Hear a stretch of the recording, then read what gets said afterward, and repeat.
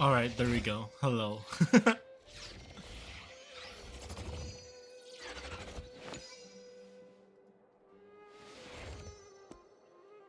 Alright.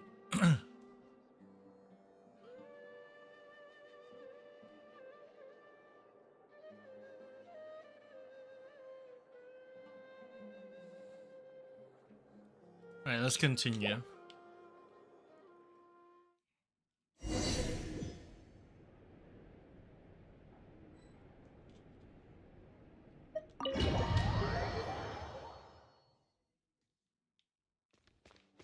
Okay, so this is where we left off.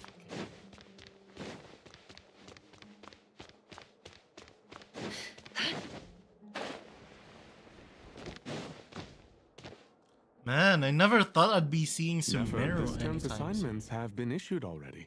Please read through the materials thoroughly, conduct your own additional research, and then write an essay on the topic. Yes, Professor, I'm aware. I just had a couple more questions I wanted to get your perspective on. Oh? Please ask away. Well, I saw the other students' problem sheets, and I couldn't help but notice that my assignment is much easier than theirs. Do you really think I'm a weak student? A weak student? Goodness, no. Quite the opposite. You have a sharp mind. Almost too sharp. I think what you're saying is, a weak student wouldn't have noticed the discrepancy. And if they did, they certainly wouldn't complain about the lighter workload. You see, sharp as they come. You see things the way they are, and I'm sure you know why they're like that. Because of where I come from. Because I'm different. I'm sorry, Nefer. I don't like it any more than you do. It's just... Anyway, you said you had a couple of questions. What's the other one? I wanted to check. If someone sent me a letter to the academia, where do I go to collect it? Ah, your family wrote to you. As long as they put your name on the envelope, someone should hand it right to you. Not exactly. It's not even a recent letter. I was just curious where the mail would end up if no one collects it. The House of Dana, I expect. I know there's a box for unclaimed mail somewhere in there, probably sitting on a shelf. Whatever you're looking for, that'd be the place to start. Okay, got it. Thank you, Professor. Oh, don't mention it. Honestly, I feel like I failed you. I'm supposed to be your teacher, but I haven't taught you anything. Hey, don't say that. You're a great teacher, and you do your best for all your students. But the rules are the rules. You're not allowed to teach students like me. It's not just the academia either. The whole world bends over backwards for the successful, and leaves the losers to suffer and die. Holy My shit. dear child. So true, Don't tell me Nefer. you've given up on life Holy. already. I haven't. I just think that if you want to make it in this world, you have to find a way to become successful.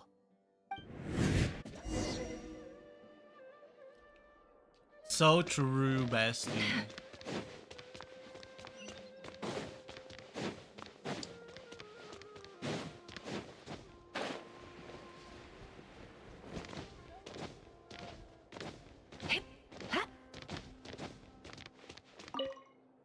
This must be it. A big cardboard box full of unclaimed mail. And probably some letters that ended up here by mistake, too. Let's take a look.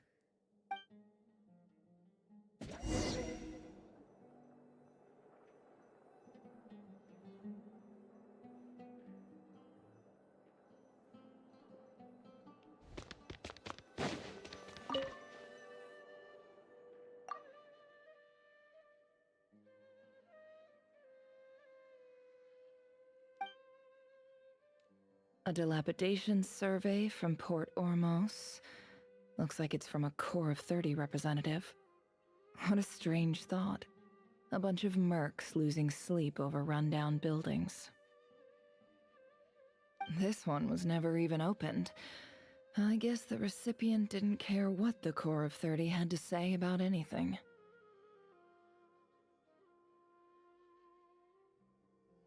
Who was it addressed to?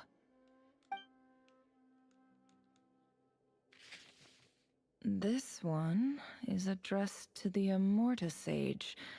The title is Changes Observed in Satyavada Life Symptoms. Why do all these letters read like full-blown dissertations?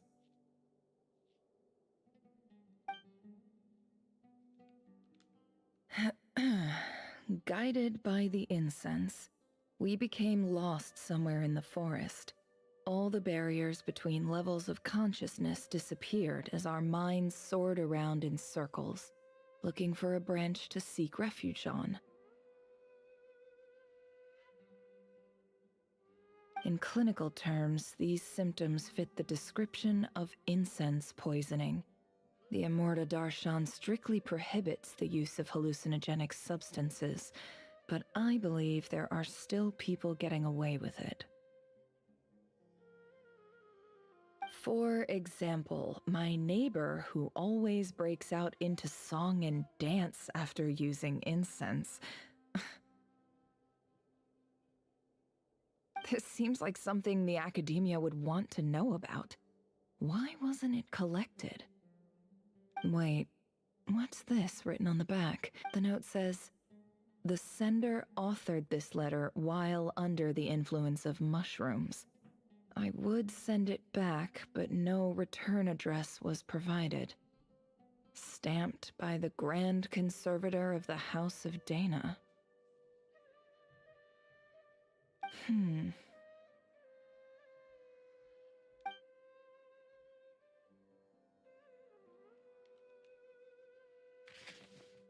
This next one is addressed to Grand Sage Azar.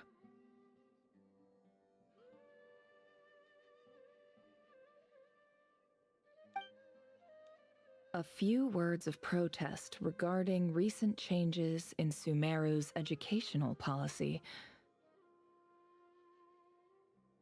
In recent years, the academia has taken on a small number of students from the desert region, as per the policy to this effect. However, it appears to me that these students have not, in fact, been provided with educational opportunities that are, in any meaningful sense, equal to those enjoyed by their peers. As well as receiving dumbed-down assignments and perfunctory tutoring, they do not even have full access to the Akasha system.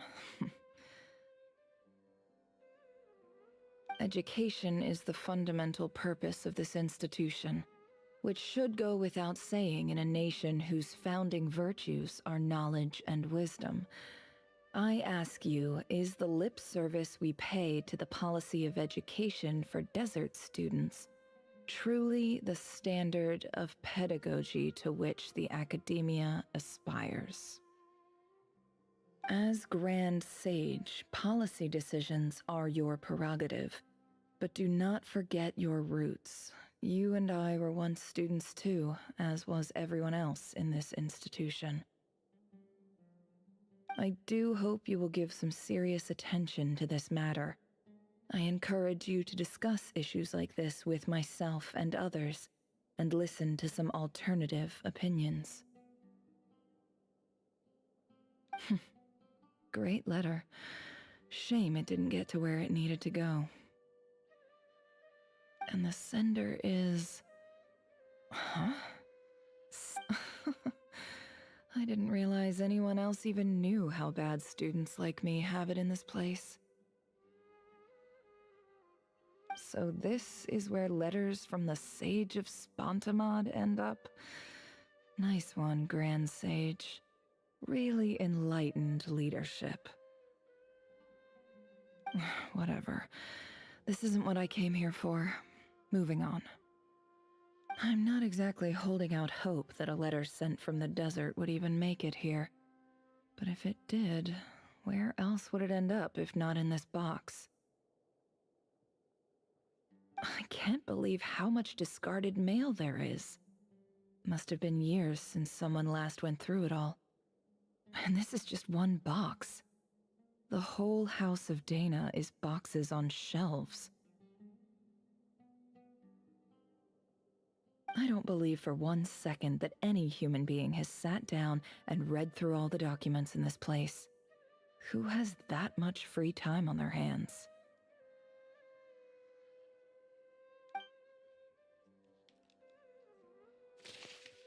Wait, could this be it?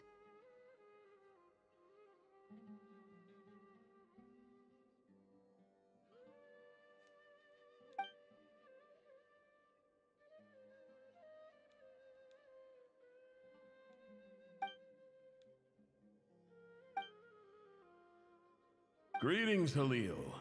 My name is Sinue, chief of the Shimti tribe. I don't know how well you remember it now, but I brought you to safety and gave you some water and other supplies.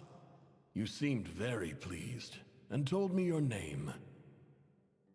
In my tribe, learning a person's true name is serious business, and I therefore see you all as friends. You were kind enough to leave your contact details, so we could stay in touch. The Shimti tribe lives a harsh, nomadic existence in the desert. You were sympathetic towards my plight, promising to make me a special ambassador of the academia and help us find a way to make a better living. This brings me to my reason for writing. Our tribe has fallen on particularly hard times, and I would like to ask for your assistance. There was a terrible sandstorm a few days ago, which blocked up the well in our land. To ensure my people's survival, I had no choice but to venture into Iyab and Unut territory in search of an alternate water source. The Iyab and Unut are descended from the Thamudians. While we trace our ancestry to Tulatala, we worship the Lord of Flowers and have had relatively good relations with our fellow tribes up until now. I found a well belonging to the Iyab tribe. They declined to help us, but I really had no other option, so I took some water to keep me and my tribe alive. My actions are certain to incur their wrath. When we met, you assured me that you would be my ally in the academia. I would like to take you up on that offer, because I really need your help. I wonder if you could send an academia representative to meet with me.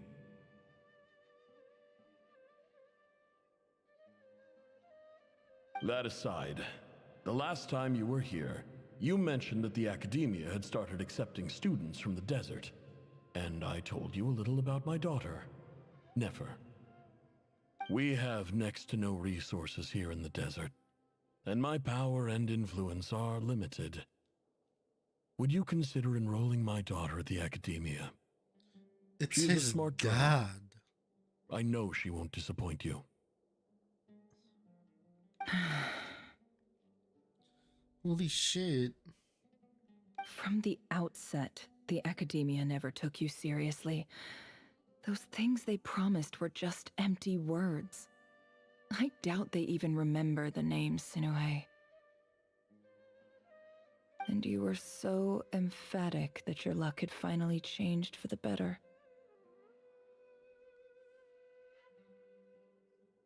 You swore you'd lead us to a better place one day. You spoke with such conviction, like you were the most powerful chief in the whole desert. You liar. You lied about everything. You promised the world and delivered on none of it. And who fell for it? Just me, by the looks of it. Despite your best efforts. Which makes you a pathetic liar. You weren't even any good at it. I think I'll take over from here. Let me show you how it's done. Oh my god. Okay.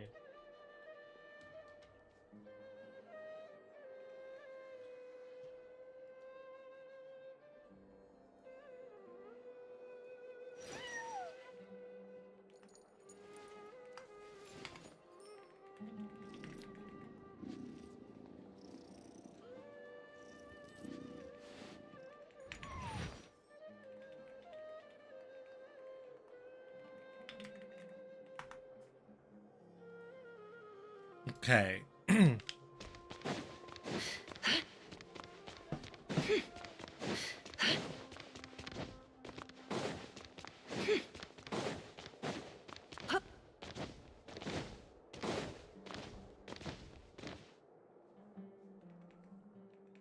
I just came to say goodbye.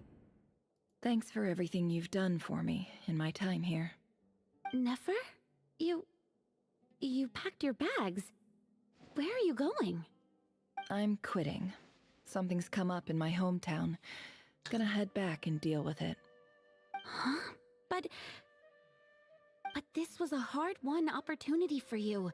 You know that better than I do. It was. But it doesn't matter. I have more important things to deal with and they can't wait. Oh, and I didn't want to overfill my bags, so I left some incense on your desk.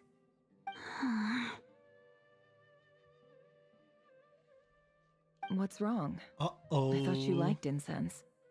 Although, I did read somewhere in the House of Dana that it has hallucinogenic effects. Don't use it all at once, alright? Isn't this the stuff you brought from your hometown? You're just letting me have it? But you said it's a rare and valuable commodity. Yeah, about that. I lied. It's not rare at all. There's this bunch of ruins near my hometown that are practically overgrown with this plant. It's not worth much. Keep it, it's fine. But Nefer... Alright, that's all from me. You take care.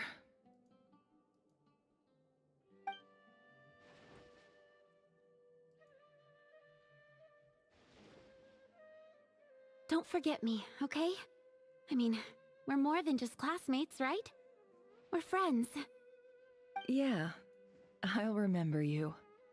I lied again. That incense is worth a fortune, and it's a rare find even in those ruins. And as for remembering her, I have far too much to do when I get back. No time to reminisce. I'll be lucky if I even make it through this alive. But either way, I expect I'll forget you pretty quickly.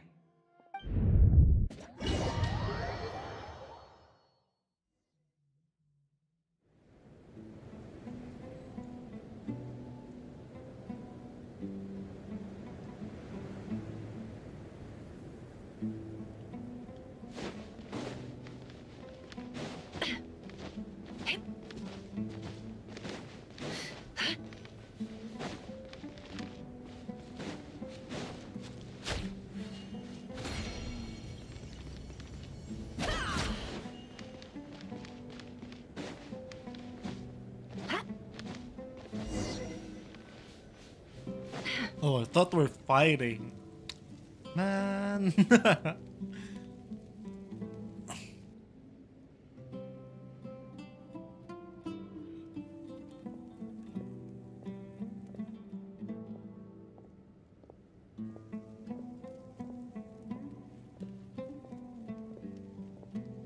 It's a pleasure to meet you, Mr. Arif. So, what does the Academia want? Since they've sent their special ambassador, I assume there's a big business deal to be made. If not, I'd be very disappointed. Please, sir, lower your blade. You're lucky I'm the one they sent. Not all special ambassadors share my admiration for the Iab people. The ever-shifting balance of power in the desert reduced the once great civilizations of this region to rubble and sand. But the story of the Iab has a very different trajectory. Others grew weak, but you grew strong, beginning in obscurity and moving to prosperity. You're the only ones who defied the trend. Huh. So, you do know who you're dealing with. This well is the perfect symbol of your strength, is it not? It used to belong to the Unut, but it looks like you have control over it now. You're not wrong. But I'm sure you didn't come all this way just to flatter us. Of course not. I came to bring you some very good news. Some information that recently came to light, which might just be your ticket to freedom. Records uncovered by the Vahumana Darshan show that a certain well currently under Iab control is built on top of some ancient ruins. These ruins are of great archaeological interest to the Academia. I checked the map carefully on my way over here, and I'm confident that this is the well in question. The Academia is offering 50 million mora in return for excavation rights. 50 million? No, wait. If these ruins are as important as you say, 50 million's a little low, don't you think? Don't get greedy, Iab. We know far more than you think. We know that you seized this well by force. Wasn't that the first step in your rise to power? To drive away the Unut and steal their water supply? So what if it was?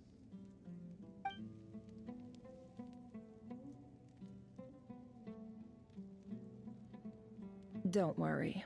As unscrupulous as it was, it's something we're willing to overlook. The Academia is only interested in dealing with the de facto power holders in the region. I hope I am making myself clear. And I hope your words are the truth.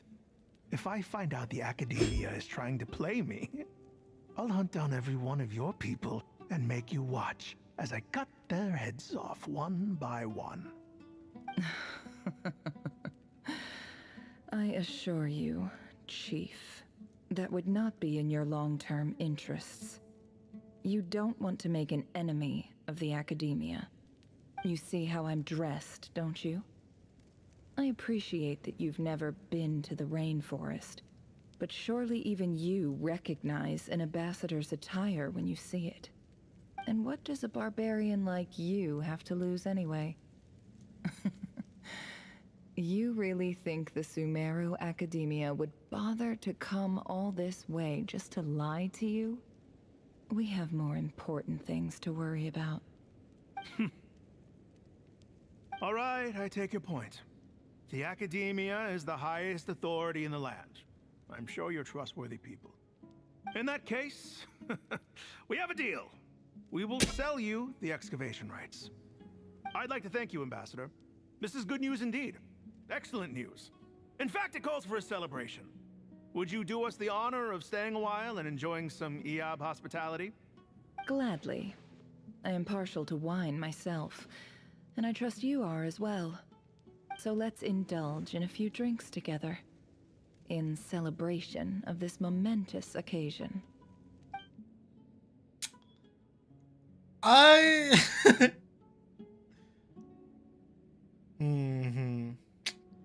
Yeah, I don't think something's good gonna Chief, happen. it's an emergency! It's the Unut. They've taken the well. What? Well, don't just stand there. Take it back. Yes, Chief. I have every confidence in the Iab's military superiority, and yet... Well, what is it? The Unut's response was alarmingly fast. The day after we reach a deal, they seize the well. This can't be a coincidence. Perhaps there is a traitor in your midst. I don't think so. I am obliged to remind you, Chief, that the Academia will only deal with the de facto power holders. If you cannot regain control over the well, I'm afraid you won't see a single mora of that 50 million. No! Please, Ambassador, just give me some time. I swear the Unut will not get away with this. That well is ours, and so is the mora. Glad to hear it. I will wait here for an update. If there is a traitor, I We'll find them. In the meantime, make yourself at home. Why do I'll I report feel back like as soon she as I have an update. orchestrated this? Oh no, for Much the obliged. woman you are. Wow. All it took was a few words and I've got him wrapped around my finger. What an amazing feeling. I know it. So, in summary, Ambassador, the Academia would rather negotiate with our tribe instead of the EAB, yes? The EAB are ruthless murderers who don't listen to reason. And now they have the gall to interfere in our research projects in the desert region. So let me ask you, Chief. If you were the Academia, what would you do? Kill them all, of course. Precisely. The Academia does not tolerate those who stand in our way. The EAB have held back our academic pursuits for too long, and our patience is wearing thin. At the same time, there is simply no way that the Academia can be seen to be intervening in desert affairs. I'm sure you understand where I'm coming from. We have our own rules out here. If the rainforest dwellers raised arms against a desert tribe, it'd start a bloody war. Right. We can't confront them ourselves, but we can support their enemies. The Unut have always had strained relations with the EAB, which makes you our natural allies.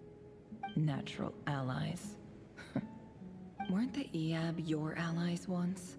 You were quick to send them after us to protect your interests back when we stole that water. And now look at you. You're at each other's throats. Let me be clear. The Academia wishes to collaborate with the legally recognized rulers of the desert in this matter. We are asking for excavation rights to that well, and our offer is 50 million mora. Say no more. I believe we have an understanding. Good. Then I suggest you get to work. Get us access to that well, and the mora's yours.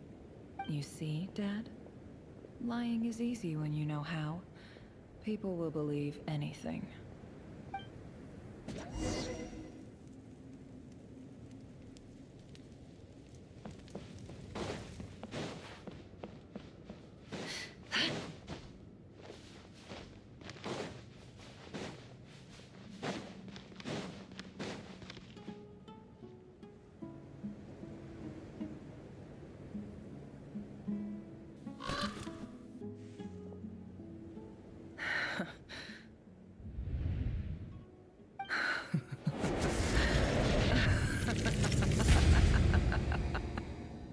Look at yourselves. You may be vile, savage monsters, but your butchered bodies bleed like any others. You're no different. You're nothing special at all. The monsters who destroyed my home, they're just ordinary, petty human beings. What a joke. I think we're even now. Oh, Maybe I've even shit. done the desert a favor. It's a better place without all these people around. Oh, Sinuhe, my gullible fool of a father. Perhaps if you'd been as ruthless as I was today, our tribespeople would still be alive. In this dog-eat-dog world, a chief needs to be tough to survive. But you couldn't do what had to be done. So I did it for you. Nefer, it's okay. All of this is in the past now. I believe I remember you promising to remain silent. Yeah, but even so. Yehoda, is there anything you can do to ease the tension? Alright, time for a sharp turn onto a completely different topic. I feel like this will So, fail. Anyway, that's enough of that. When are we getting out of this place? Feels like we've been walking forever. I'm getting pretty tired. Oh, Alma, you tired? Yes, if we can find somewhere to sit down. I could certainly do with a rest. It's not far now. There should be a temple just up ahead.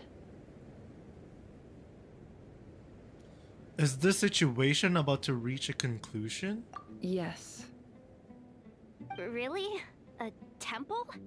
That's where this story ends? I guess that's how things go in the desert. Desert dwellers can never escape their destiny. Or so everyone says. I never wanted to believe it, but looking back now, I'm as desert as they come. You mentioned a temple. What's waiting for us there? My biggest trade secret of all. Ah. Then I'm guessing it's where you got your power from.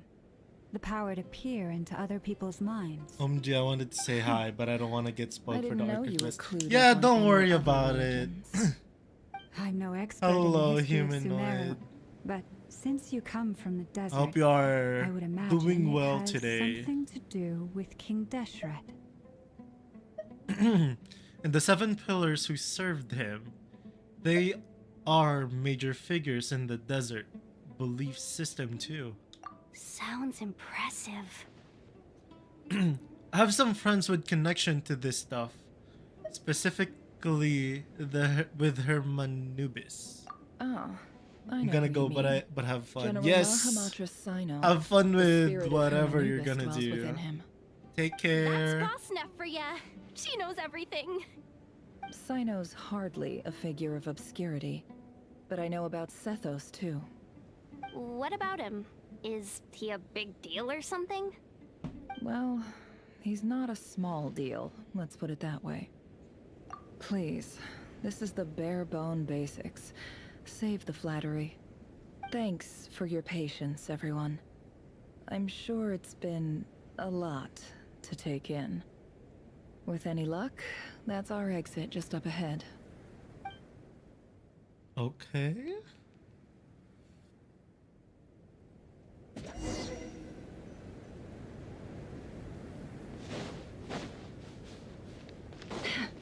Can't hide the truth. It all adds up.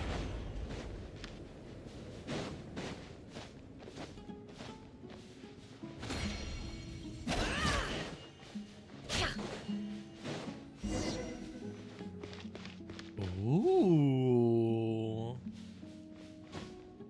What's in here?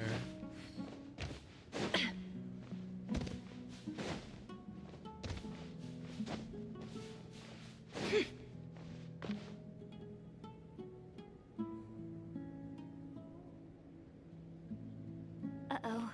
Uh-oh. Uh-oh. I'm totally out of my depth here. I don't have anything to add about any of this stuff. Like, look at that statue, for instance. I want to do the whole name-dropping, this girl knows her stuff thing too, but I've never seen anything like it before. A statue with the head of a bird. Looks like something out of King Deshret's mausoleum. That's Thoth, the Ibis King, one of the 7 pillars of King Deshret. The legends say that he, the Crocodile King, and the Goat King were the 3 retainers of King Deshret. Let's take a look.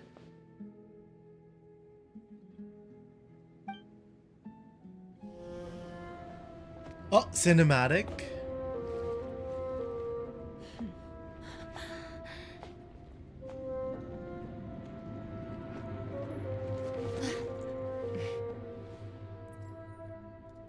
Oh, it's Ashuru.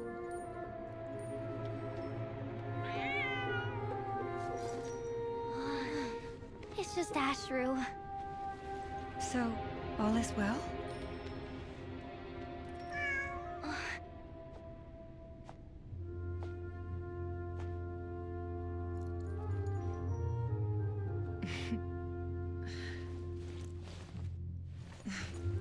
Typically speaking, at this point, the world disintegrates.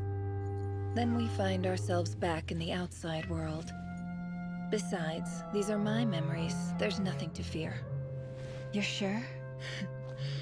Of course. It's almost over. Oh shit!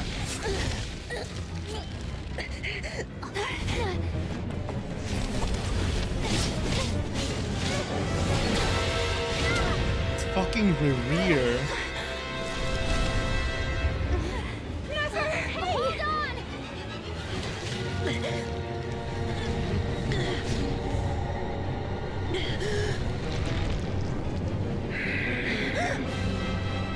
Knowing too much is always a death sentence. Oh my god.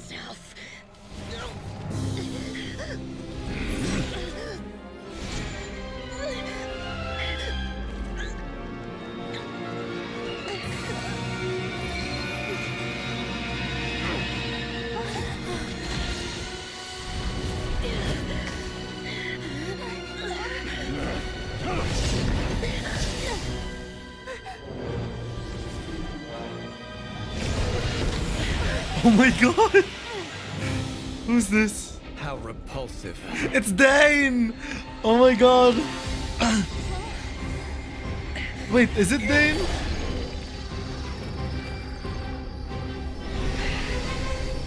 No, it's Dane!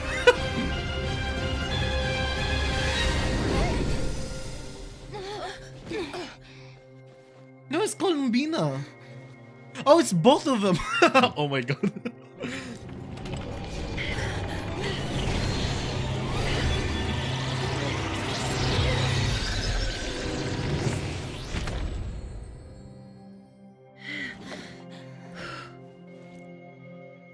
Holy shit! That was so cool.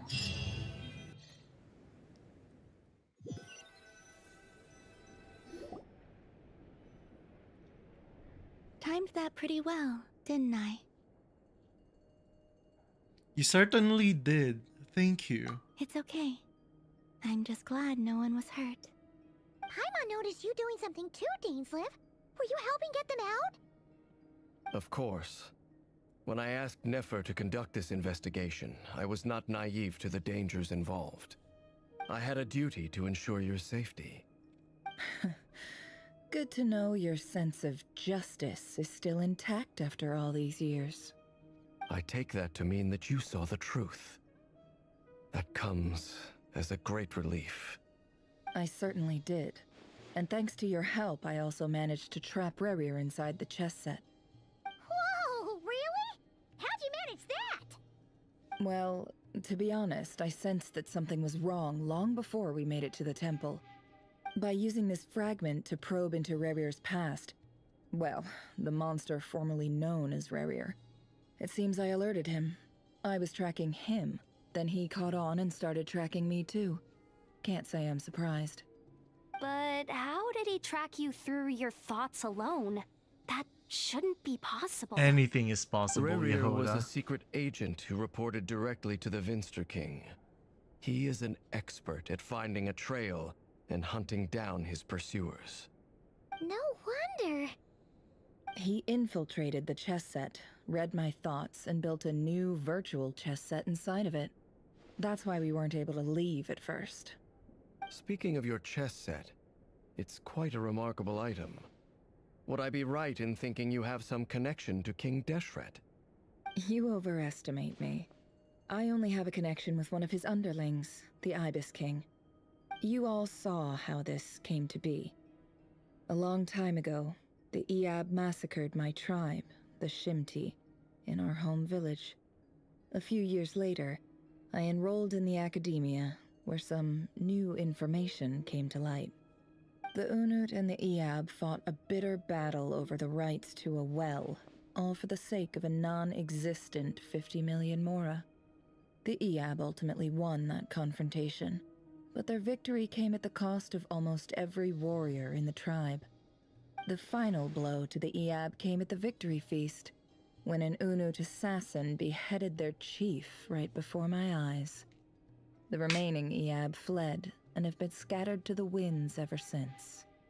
Having gotten my revenge, I returned to my hometown, where to my surprise, the nearby temple was still standing. There it was, seemingly immune to the relentless hostility of the desert. while my tribal home lay in ruins. As I stood there gazing at the temple, I noticed a cat just outside. This cat, as it turned out, was home to the spirit of the Ibis King. He led me to a gate deep inside the temple, and there he made a deal with me.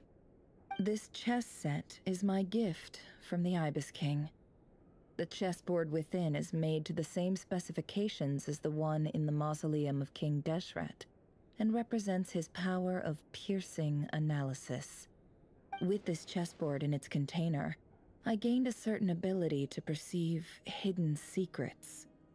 Now, you could conclude that the Ibis King simply wanted to give the people of this world the power to seek the truth, but I don't believe that's the full story. Every god plays favorites. Their hearts are as fickle as any human's, full of secrets, perversions, egotistical tendencies. But precious few gods are willing to admit this. It is the same with all powerful forces, including fate itself. Their gaze falls preferentially upon a select few. As you rightly point out, this is an act of favoritism. If you're alluding to the Abyss, then yes, I agree. Gather the others. It's time to share everything I've learned. Before long, the group is gathered. Oh my god, that was so fast. Thank you all for being here. As promised, I did some further investigating into the RaHHHHhhH of Solnari's background. I am pleased to report that the investigation has been most fruitful indeed. The RaHHHHhh of Solnari, real name RaRHHHhhh, was once a Conrian subject who served the Vinster King. I will now share the important details of his story. Please save any questions or comments for the end.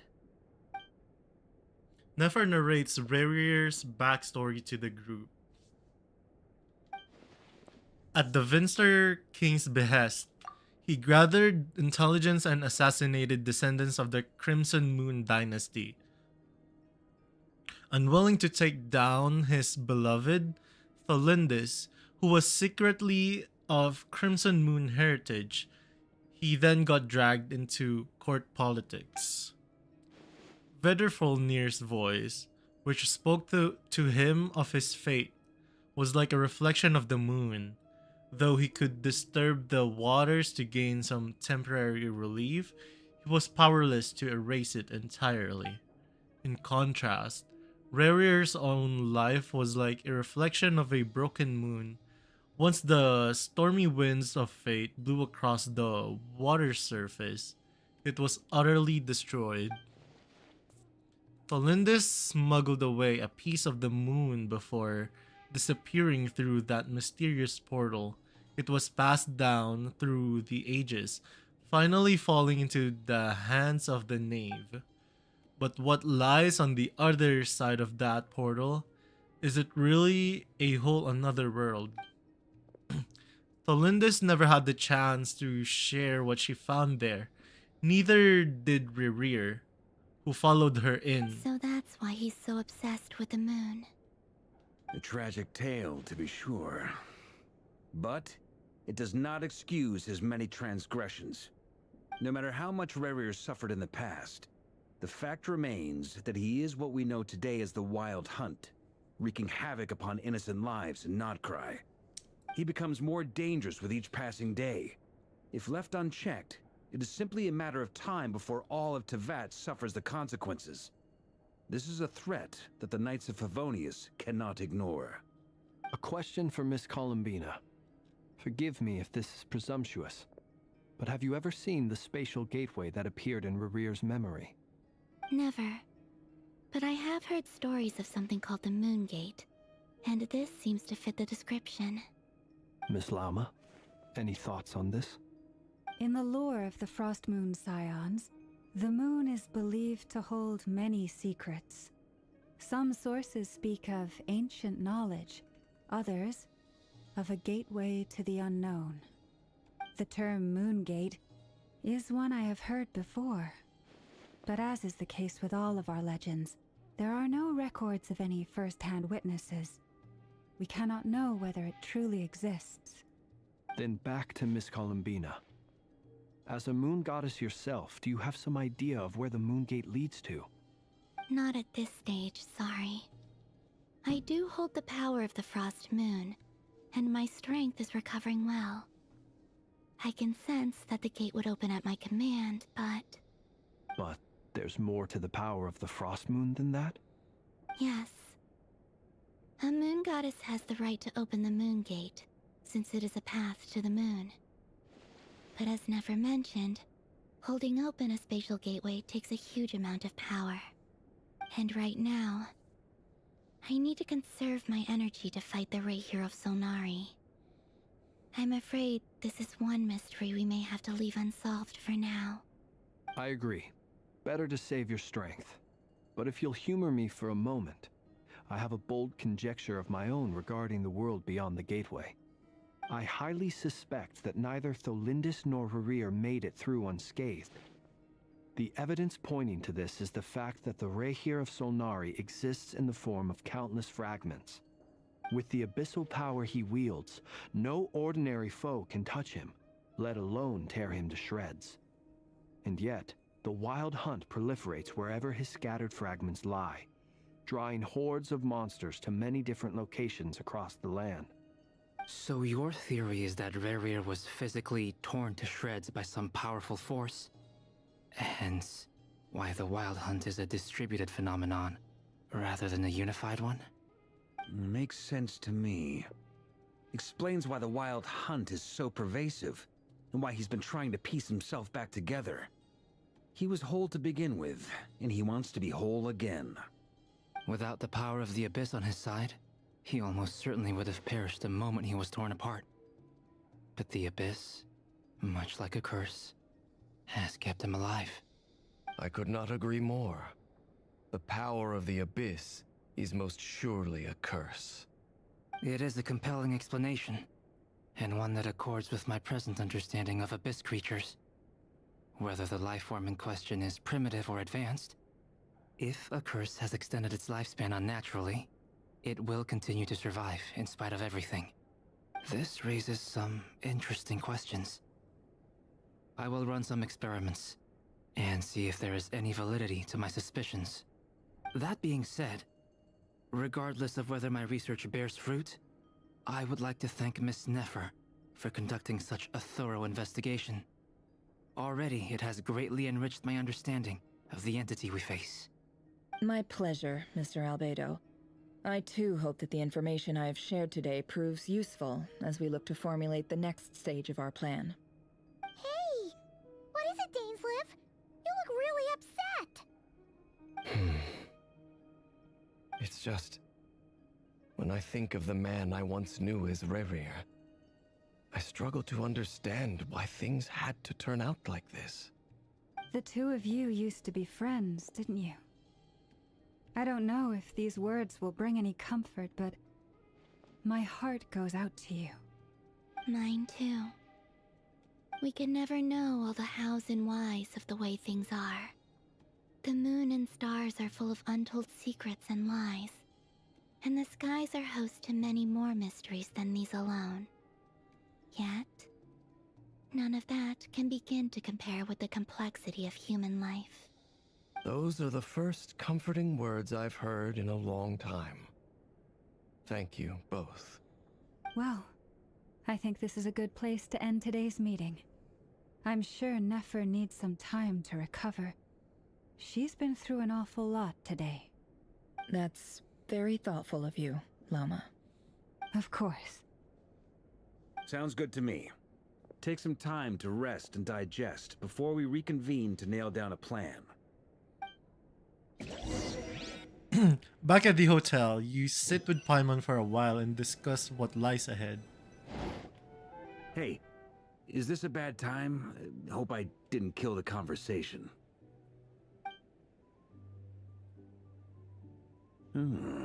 Nice room. Oh, I'm not coming in though. Why not? It's just a hotel room. If it's all the same, I'll just stay out here. I might not look the part, but I'm technically a knight. Barging into people's private quarters isn't the kind of thing we do.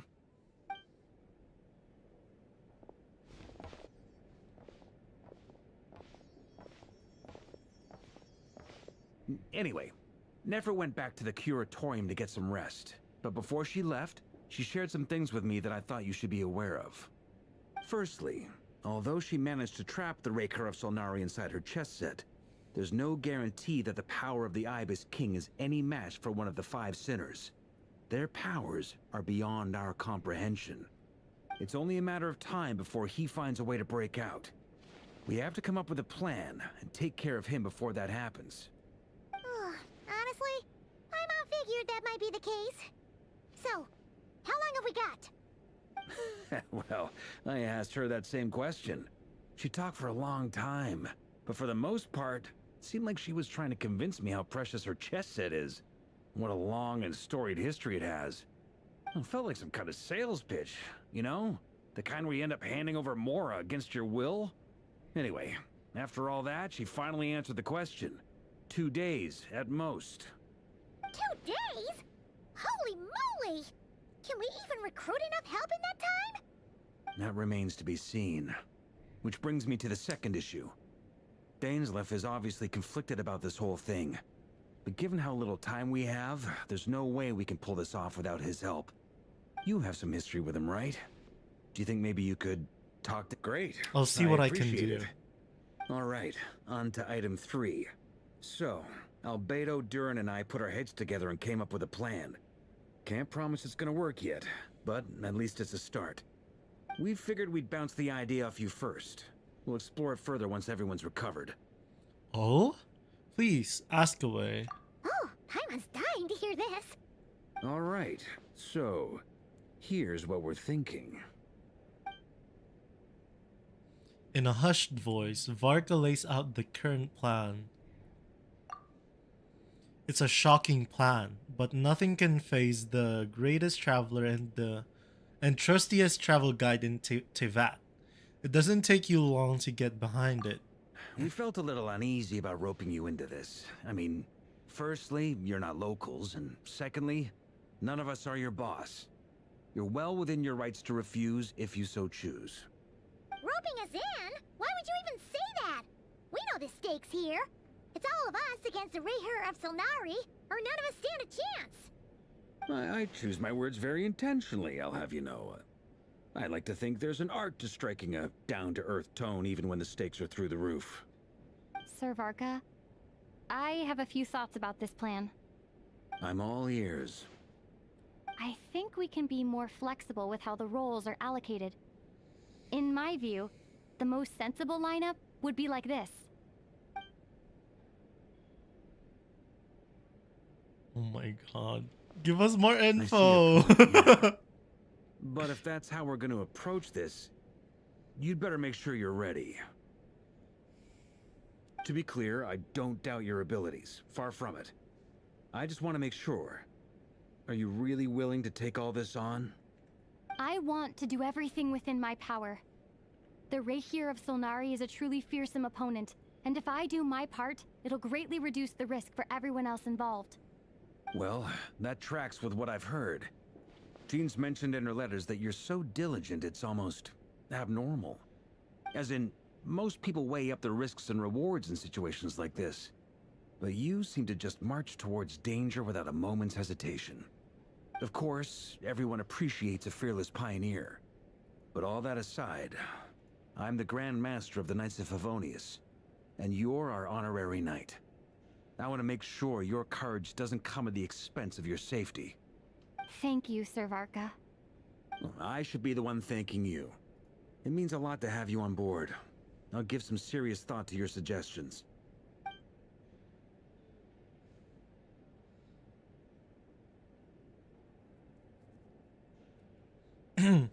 Varka gives a very knightly bow and says he'll see you at the hotel again later.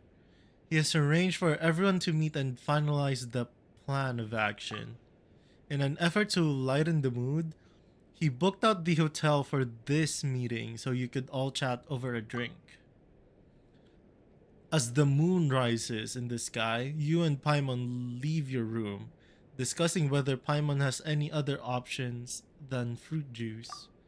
Everyone is already there waiting for you. They're chatting and smiling.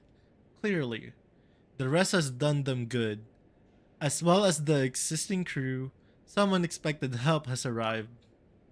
Still, you remain conscious of the fact that the future of Nodcry rests on what is decided tonight. So many lives are at stake. You may never meet most of them, but whether they know it or not, all of them are counting on you.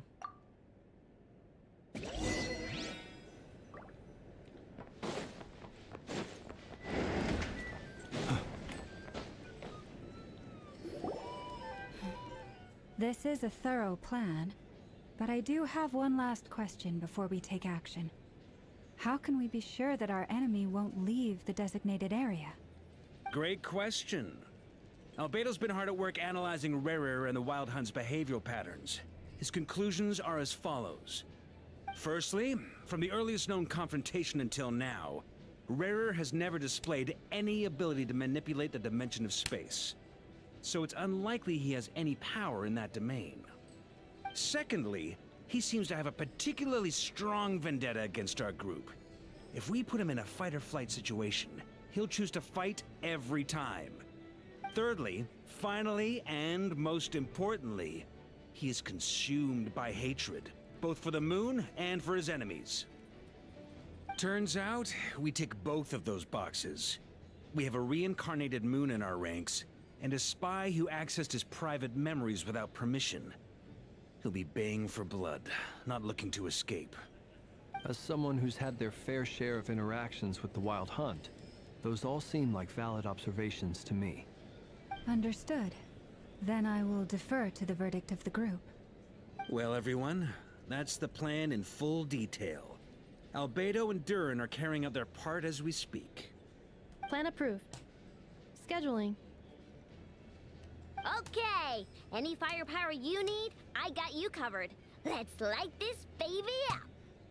The Frost Moon Scions are behind you as well. And the rest of you?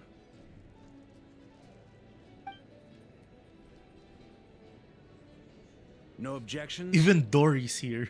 All right, then it's settled. This is the plan we're going with. Next up, an old tradition of mine. Anyone who wants to back out, now's your chance. Wait, we can still back out of this? Everyone says things they regret, right? I don't want anyone feeling trapped because their mouth said yes before their brain had time to think things through. A very people-first approach. I hear that's common practice in the Knights of Favonius. Heh. Who'd you hear it from? D-Luke? Shh. We don't use people's real names at work. This contact will be known only as Owl, please and thank you. This plan can only work if everyone does their part. Flint's and I will absolutely support it. We shall indeed. You'll be glad you accepted our help. Also, you are the last person I expected to see here, Miss Dory. It's not often I get called Dory in a work context. My peers usually call me Lord Sangamabe. So, the longer your name, the higher your net worth. Is that the idea here? In that case, Mr. Flint's here must be worth a fortune. That's right, I know your full name. It's... The walls are thin here. I'd appreciate you keeping that a secret. Okay, fine. Ugh, I'm actually only here as a favor for someone else. Do you have any idea how much it would cost to hire me otherwise? Oh, does this mean someone out there actually has the power to boss Dory around? It most certainly does not. Never. We have a long-standing and mutually beneficial business partnership. She's actually the mom of a friend of yours. Said mom supplied me with a great little trinket, but now that lady's ruined everything. If I don't start building a little goodwill now, my whole business in Nodcry is gonna go down the drain! Okay. So what exactly is so special about this pendant? It's a lucky charm that a great mage made for me. We have a business relationship, and she was worried that something bad might happen to me. So, she wanted me to have something that can store power to protect myself with. I finally got it all fully charged up with Kovaki, and then never went and used it all up at once! Never lost so big in my life! You're right. It was all my fault. I didn't mean to drain all the Kuvaki in the pendant, but I'll make it up to you. You will? Well, in that case, how about you give me your chess set, and we call it even? I knew you'd say that. Well, it's yours if you want it. In fact, take it now, and I'll even throw in a free Raker of Solnari. Deal? You're putting me in a difficult position here. It's a very useful thing to have around, but I have a funny feeling it won't be around much longer. I guess we'll see in a couple of days. Looks like bankruptcy for me. Hey, don't be so pessimistic. See this through and you never know. You might find a new business opportunity on the other side. With an action plan in place, you and Paimon decide to check in and... That's so fast! Can't even read it! Bro. Are we outside? Oh. Tori! How are things going? Feeling ready? Oh, I was born ready. We only have 2 days. You think Lord Sangamabe would let an opportunity like this slip by? Don't forget, when something's in high demand, the people with the goods on hand get to charge the highest price of all. Even higher than the sellers taking advance orders. Ta-da! See? It's right here. Ah, it's so pretty. Did you make it? I had no idea you were so skilled with your hands. No, I have a supplier. We go way back, so he made me a very attractive offer. Aha! No wonder you were talking about Lucky Charms at the meeting. You've been getting Kave to make them for you. It's Kave. That's not the full story. It actually started a while back as a project between me and the Dendro Archon. Mage Nahida. Alice once warned me that this world won't stay safe forever. There may come a day when everyone faces a great crisis. I passed this on to the Dendro Archon, and she secretly brought together a research team made up of Sumeru's top scholars to invent a technology that could keep people safe. I won't go into the details because it's all very complicated, but if you want to know more, you can ask the Dendro Archon about it sometime. Anyway, point being, it was the Dendro Archon who asked Kave to build this little contraption. As one of the top Kasharawar talents, he was the obvious choice. Oh, hell yeah. Took him long enough. He stressed over it for ages. Must have gone through at least a dozen designs before producing a final product. But that's Kave for you. Marak delivered it to me a couple of days ago, along with a letter from Kave. Could I ask why I'm sending this technology to you?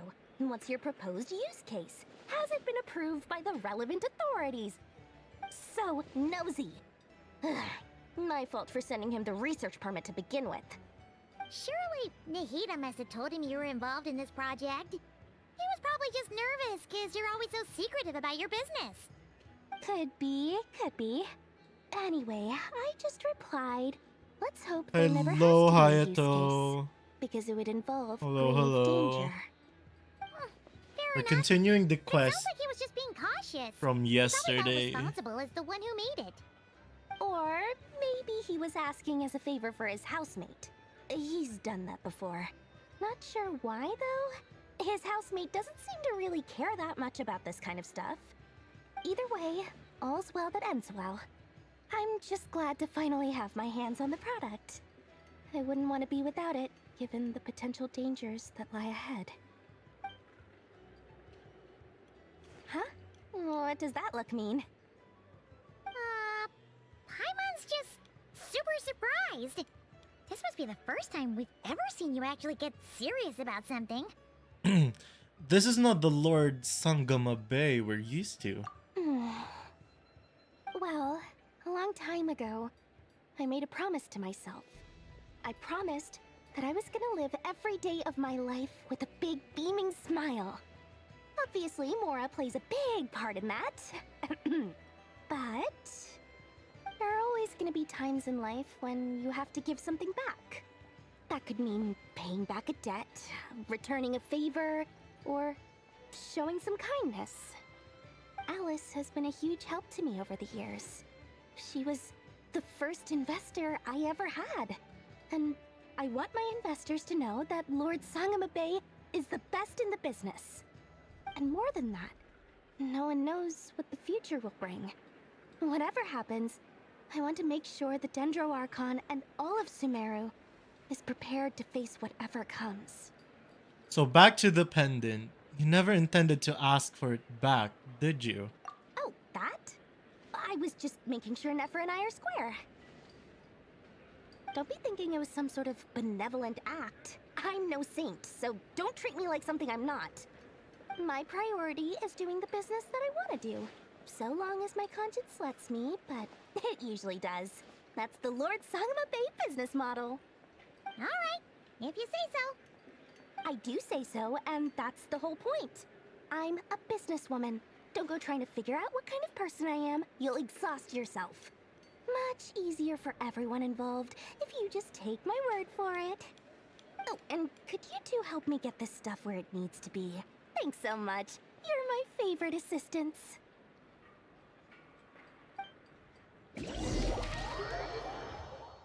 Oh, Albedo and Durin.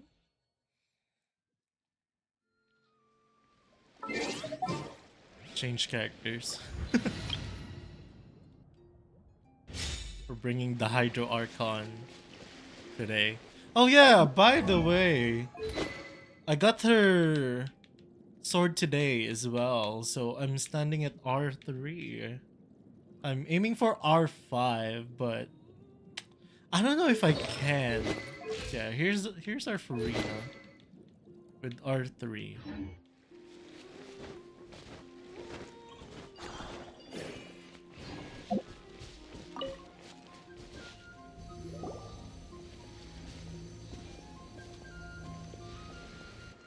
Traveler, Paimon, it's good to see you. Everything going smoothly over here? Sort of. As you're probably aware, Varka, Diren, and I captured some abyssal creatures from the Wild Hunt. Per the plan, we dissected and analyzed some samples of these creatures. The process went very smoothly. The findings, That's cool, however, congrats. Yeah, come with I've been some wanting troubling implications. I've been wanting for Farina to have an R5 weapon for quite a while now. What?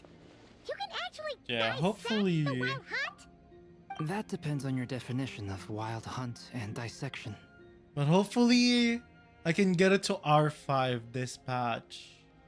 Harmless, lifeless. These words are accurate descriptions. The Wild Hunt is an interesting phenomenon. In and of itself, it doesn't seem to possess anything akin to a human personality. But taken as a collective, Oh, it's 50-50 to the GG medium through which twice. the Wild Oh, Hunt shit. is summoned does appear to have a soul. Well, your next 50-50 is gonna be what do you call this? Like the guaranteed wish for losing too much 50-50. Master griped a lot about the wise Heroptothere. R5 would be nice. And Yeah. seemed somewhat fascinated Well, I'm with the Frost spoiling. Trilogy. I'm spoiling But she Farina. barely mentioned. That's why I want I don't think R5. that was because of his lower social standing, though. It's not necessary, Anyway, but you it's know. a pity. I should like to hear her thoughts on the nature of the life form he has become today. It's a strange mix. The furious energy of an abyssal being channeled through a fractured physical existence. A consequence of being torn apart by an unknown power. Perhaps the only explanation for his survival in this state is that he sacrificed a degree of individuality in exchange for a continued existence. Oh, sorry. Once I get talking about interesting research, I have a She tendency deserves to it. go on Yes. indefinitely. I Back to our love research Farina. findings. Essentially, they confirm my hypothesis. I love her Rarier's so corpse much is that I completely even have contaminated like by the abyss, crack and artifacts the on effects her. are irreversible. You could think of this as Rarier in mutated form. But in my view, even that would be inaccurate. In reality, his whole being has been consumed by the abyss. In other words, he is now nothing more than a manifestation of abyssal power. Unfortunately, at present, we have no means of completely eradicating abyssal power. Hence, we cannot fundamentally destroy the RaHHHhhhH of Solnari either. Oh, that's terrible news. So, that's it? Farina, our beloved. Hell yeah. Even if we get the power of the three moons? Miss Columbina's situation is a difficult one. She can never achieve wholeness when the world does not accept her presence. It's as if her creator banished her to a place she can never be accepted. It means she spends most of her energy just on her own survival. Given the circumstances, it's only natural to despair. But we must see this plan through to the end. Time to kick off the backup plan. Oh, Paimon almost forgot. This is for you. Dory asked us to bring it. Ah, how wonderful. Well, thank you for making the trip. Durin and I will be heading off shortly. I'm sorry I won't be there to protect you in person this time. Please be careful. We will. All right then. Stay safe.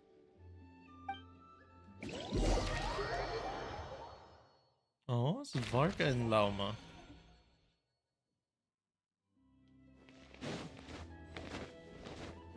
Wait, do I even have a pull? No, I don't. I've been single pulling every single time.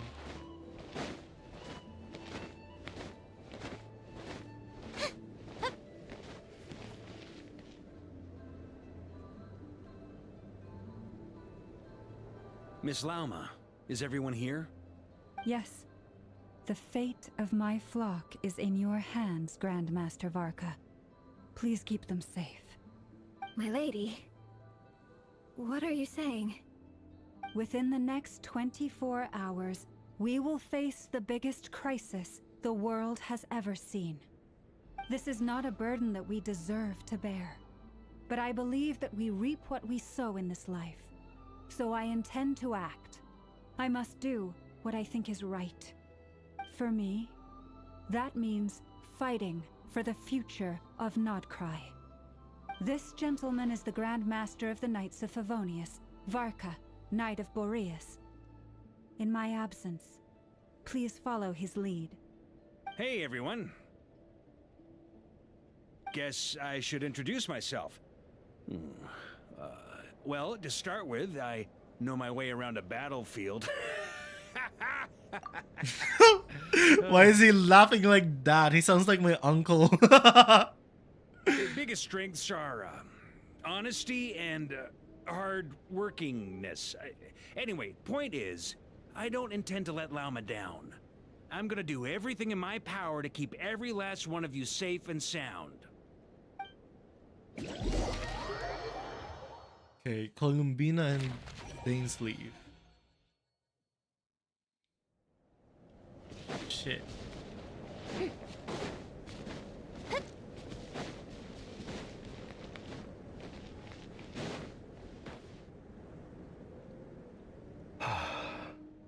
Something on your mind? Miss Columbina, was it? I believe that's how the others addressed you. That's right. Names are funny things. Have you always been called Dainsleff? Yes.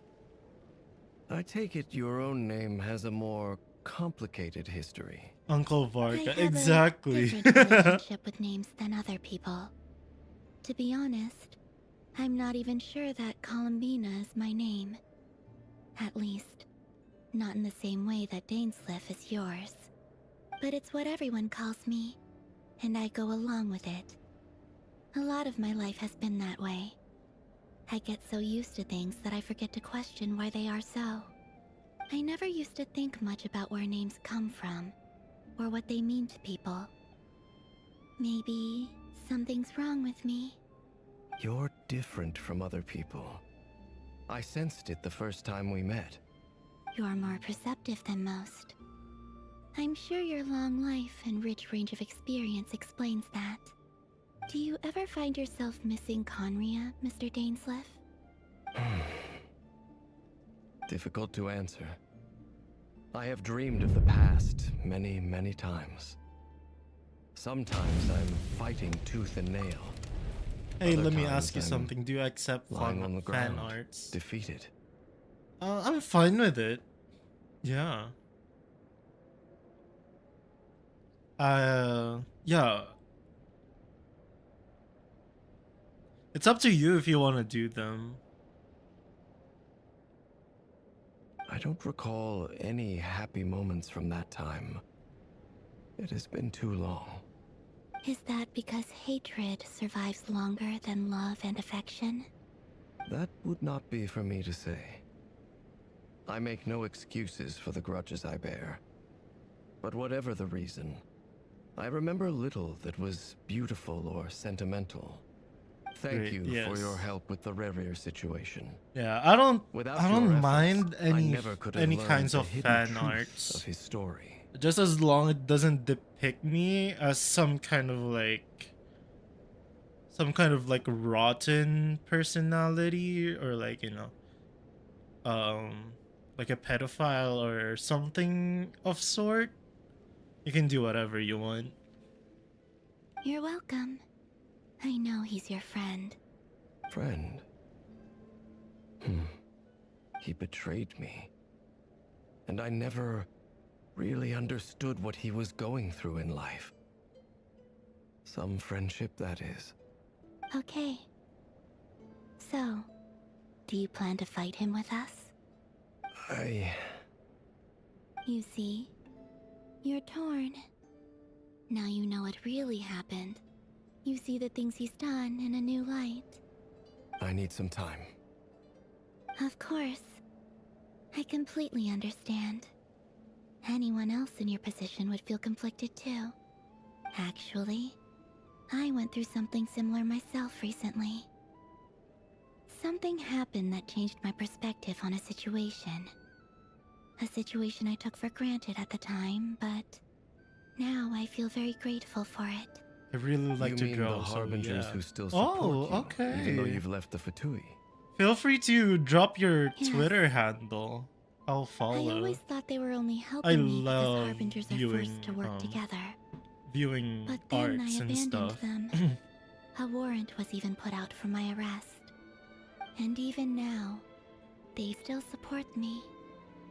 Which means I was wrong about them all along. Clearly, they view you as a friend. I feel a little guilty now.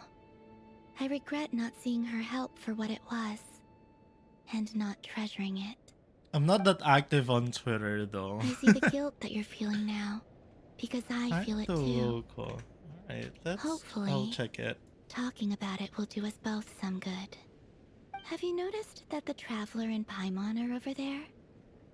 I think they've been listening. Huh. By Shall the we say way, I hello? follow you already. Oh shit. Sure. Oh yeah, you Hello. are. Sorry, I don't really check my Twitter that often. There you go.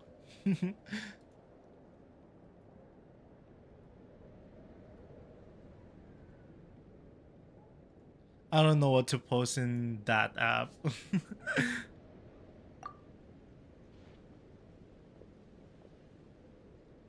I apologize for making you worry.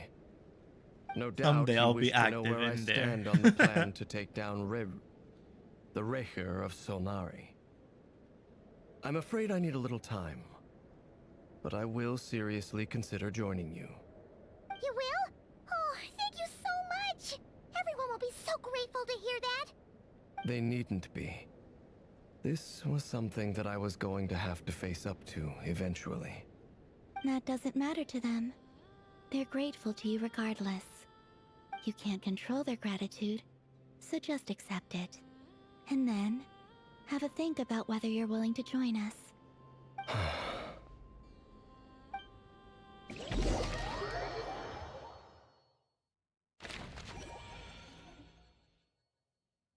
Nearly showtime. Let's go rendezvous with the others. You know the place.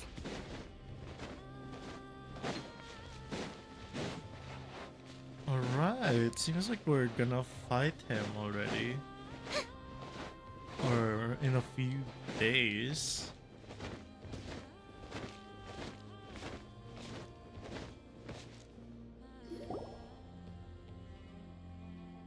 Ah, you're earlier than I expected. Hey, Flint's! Been waiting here long? Not too long. I came a little early so I'd have some time to think. Are you nervous about the battle? Quite the opposite.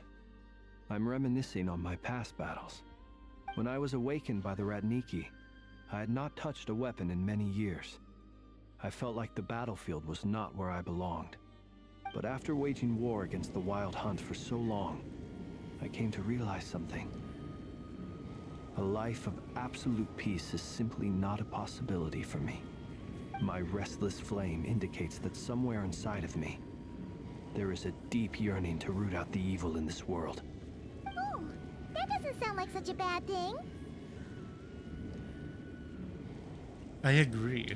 Well, in the past, when I was a Fae whose primary concern was hibernation, it was hardly ideal. But it certainly serves me well here in the present. And I am delighted to be able to join forces with you in this endeavor. Looks like I'm not the first to arrive. Ah, Miss Lauma. Did you sleep okay last night? I struggled to settle down at first because of the nerves. But don't worry. I got enough sleep in the end. I'll be just fine. Thanks for everything. Please, I'm just doing my part. Never! Over here!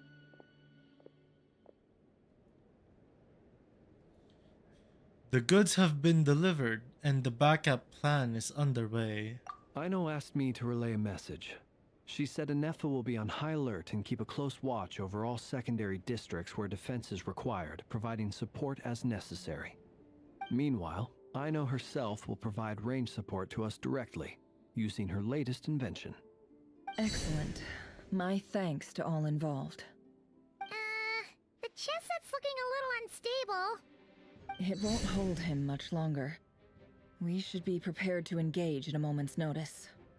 No sense sitting around waiting. Let's make the first move while we still have the option. I agree. Paimon, find a safe hiding place. Got it! Be careful, Traveler! I will. Oh shit. Everyone, take your positions as soon as the battle starts. Every ounce of strength we have in our bones, let us bring to this fight. Ready? Let's go. I've seen all your futile ploys before. You have become the authors of your own demise. I wouldn't be so sure about that. You are merely a moment of sport before I tear down the moon. Oh? Wait.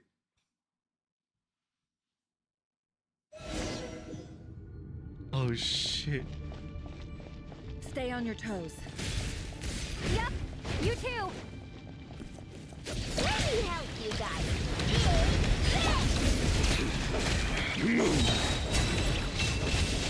I hate this team! Moonlight! What is this? Thanks, sir. For some reason I love it when the Traveler talks. Yeah. Feels so nice. Yo, I don't like their flints. So feels so weak. Close your eyes to dust. Futile. Be silent. I mean, at least they gave us Aino. No more lies. Their Nuffer's better. It all adds up. Shameless. The moonlight. Ow. By the frost moon of old. The deception ends here. No more lies. Move. Let's see what you're made of. It began with the moon, and so shall it end. The moon will protect you. Oh, where? Oh, there we go.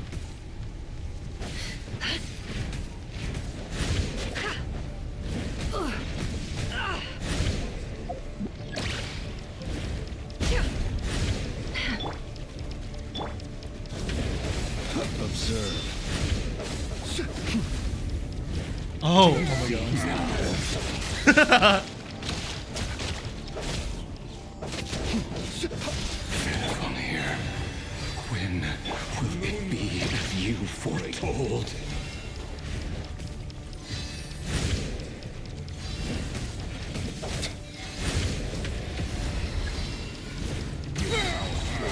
Welcome here.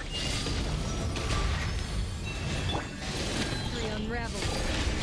Wipe out!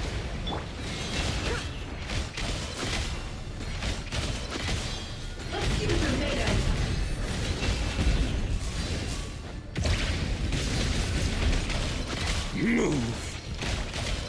Can't hide the truth. The moonlight. The deception Great. ends here. Leave this. Let's see what you're made of. Move. Ow. Futile. Ow! Leave me alone. With one heart, we pray.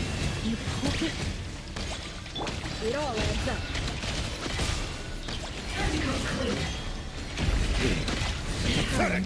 No. Ow, what the? It's over. Move. Who wants to go first? Stop teleporting. Oh my god. Out of my sight! No! Death is We've been within my separated. grasp. You okay? Never! Where are the others? Stuck outside the barrier. Because he really doesn't like it. I told you before. Knowing too much is always. What is this fight? Be careful what you wish for.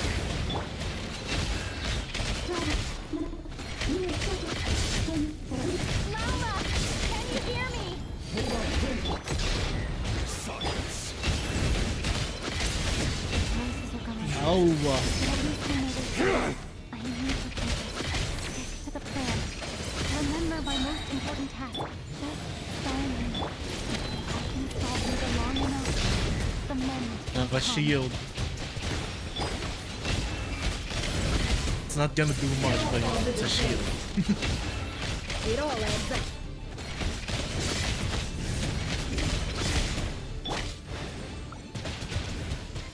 Where did they go?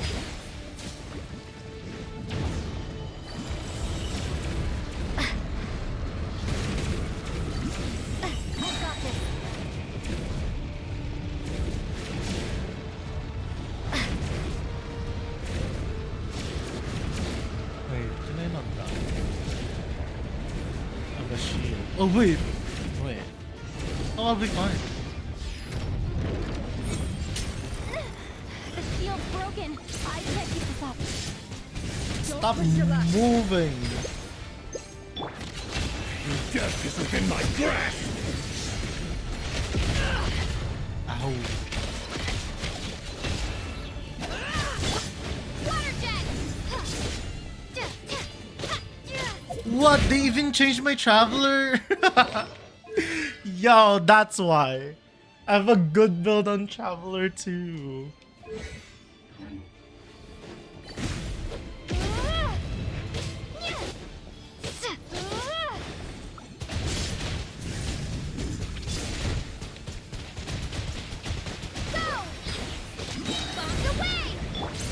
He dodged it. It all adds up. It all falls into place. Ow.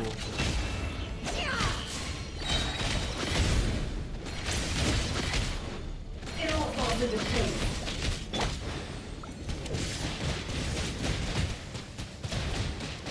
Water jet! Wipe out! Seek within. Can't hide the truth.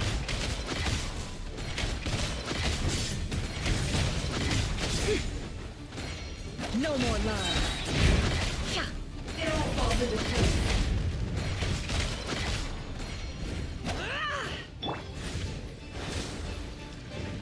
This fight is so tedious.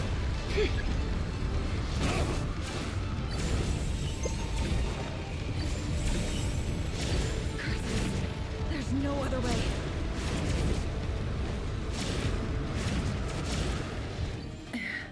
Oh.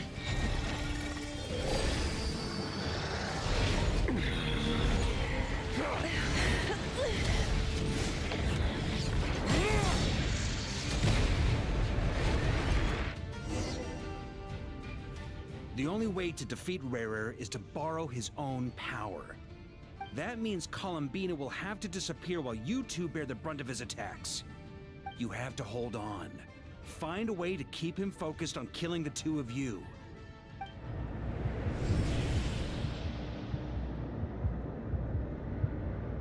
Never!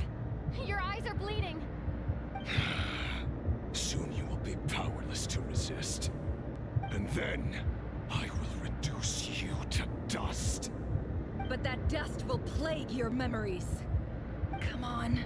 Keep holding on.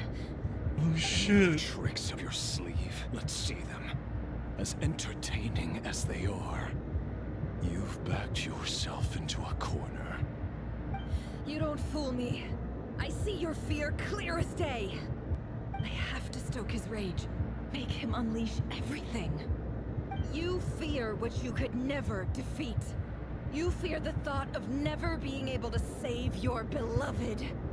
You cannot win the fight against fate, RaHHHhhhh. Is that what you think? Well, now it's your turn to feel afraid. Oh, cutscene. You fear the sound of your own name? Is it us you hate? Or is it what you've become? Let's see what becomes of you!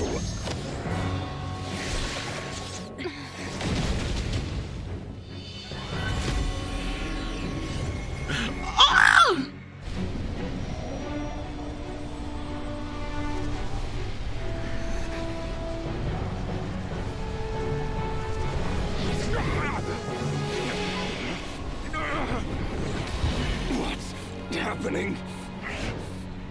That power. I've seen it before.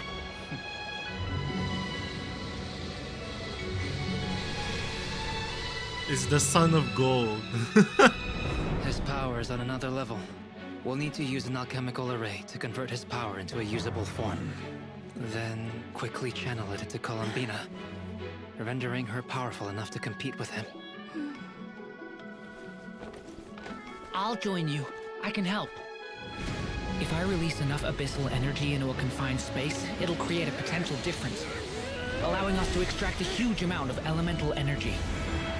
Next, I'll synchronize with everyone's minds using pyro, then give you temporary access to their abilities and fields of view.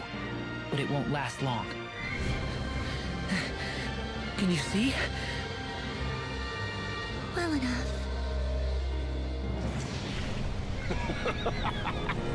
So, we have a student of Gold Rhine-Daughter in our midst. How about that?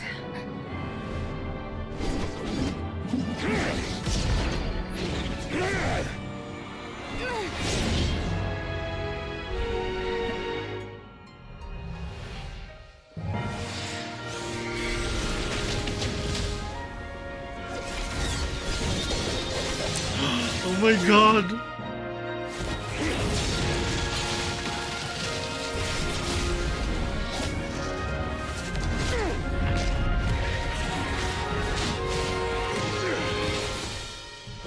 You use my own power against me? Just like how you stole Kuvaki. Look familiar?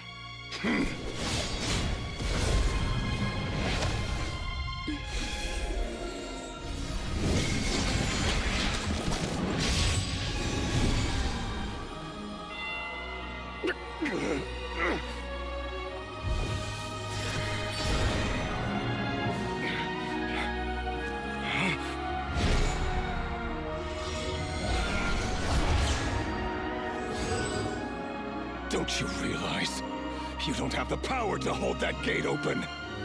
I don't, but someone else does.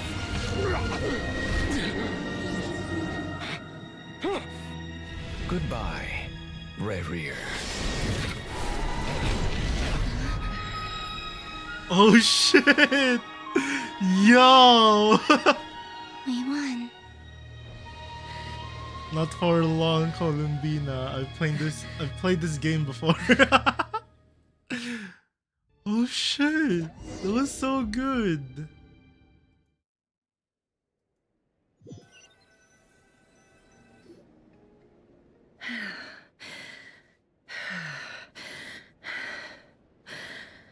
Oh my god. Nefer, how are your eyes? They're fine. Apart from the blindness, of course. Wait, she's blind? Let me handle it. Okay.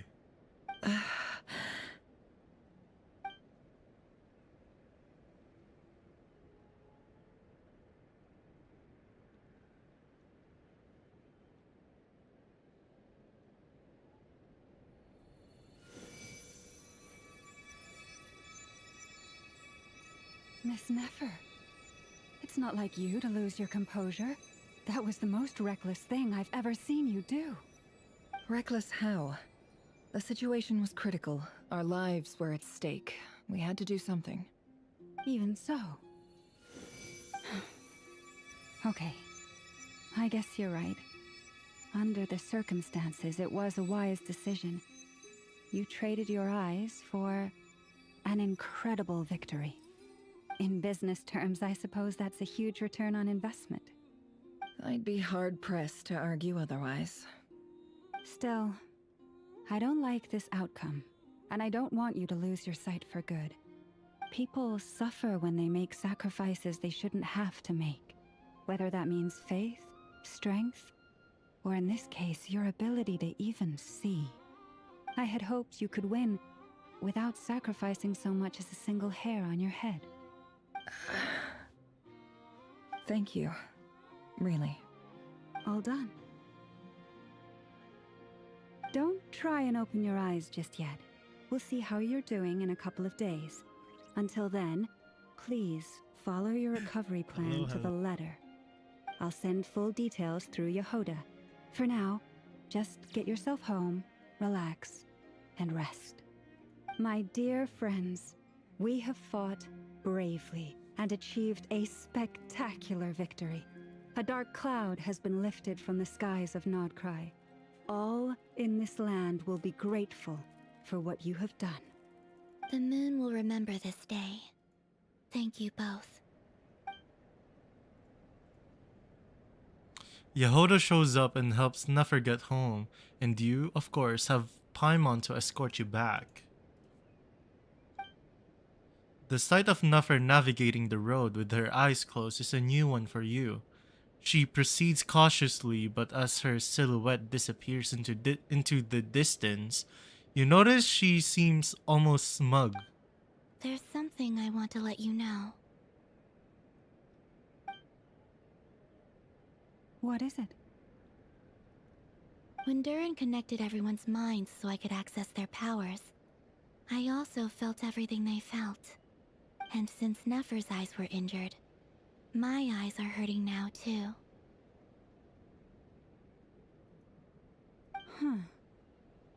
Hold on. Let me try. I only feel the pain. There's no actual damage. I just thought I should tell you. You're right. There's no damage. That's a relief. But I must say, I'm surprised to hear the Kutar share something like this with me. In the past, you never used to open up about yourself. Things are a little different now from how they were. I'm learning to share how I truly feel with my friends. Friends? You have no idea how glad I am to hear that.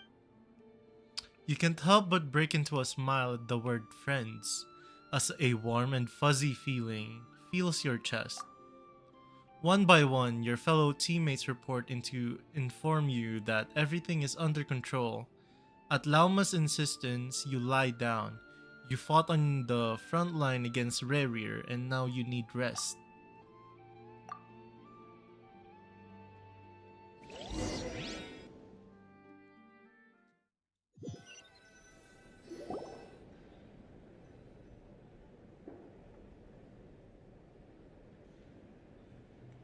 Yay! You're awake! How are you feeling? Any aches and pains? Did you sleep well? I'm doing all right, Paimon. No need to worry about me. Phew! Well, that's good.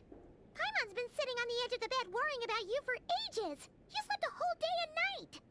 Poor Paimon had to eat all by her lonesome. Glad to hear you didn't starve. How was the food? Well, it wasn't the same without you there to share it. Honestly, Paimon just can't relax when you're not your usual self. She couldn't enjoy the food and settle down to sleep. Well, I'm back to normal now. Oh yeah, and Albedo swung by earlier. He said to tell you to head to the tavern when you woke up. Varker and the others are organizing a victory feast and they want to celebrate with you. He also dropped off some medical supplies, but you seem fit as a fiddle, so guess you won't be needing those. If you're feeling up to it, let's head over now. Wouldn't want to keep them waiting.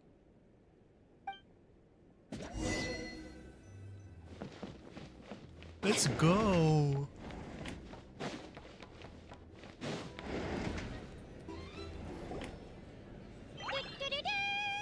We're here! What, Traveler and Paimon? Perfect timing! We were literally just saying how there's no way we're holding this victory feast without you any longer, and we would have postponed it till tomorrow. How are you feeling today? Much better, thanks. Don't worry about me. Relieved to hear it. If that changes, just let me know. Happy to check you over at any time. Yep, we're here for you. Anything you need, just let us know. Oh wait, where's Nefer? How are her eyes doing? Nefer's right over there. I'm sure she'd love to catch up with you. Alright. Wait. Dialogue. Is it the same? It's the same. We're here! Thought it's gonna be Traveler and different. Paimon! Perfect timing. How are you feeling today? Much better, thanks. Relieved to hear it. If that changes... Yep, we're here for you. Oh wait, where's Nefer? How are her eyes doing? Nefer's right over there. I'm sure she'd love to catch up with you. I thought they're gonna have a different dialogue when you talk to them again. Looking for a drink or two? Or perhaps Nefer! Traveler, Paimon, are you recovering well? Much better. Thanks to a good rest, you're looking well too. Turns out that moon chanter has some real talent after all. My eyes were mostly recovered after just a couple days rest. I can actually open them again now. Yeah, but you gotta be careful. Lauma says not to strain your eyes while they're still healing. Yes, thank you. I'm well aware. Yehoda, could I borrow you for a moment? I could do with an extra pair of hands. Oh, sure. Coming. Did you hear that? I gotta go help Lauma for a second. You guys chat among yourselves. I'll grab us some drinks on the way back. Paimon, you still like 'em sweet? You bet! Make it extra sweet, because Paimon's earned it. Sure thing.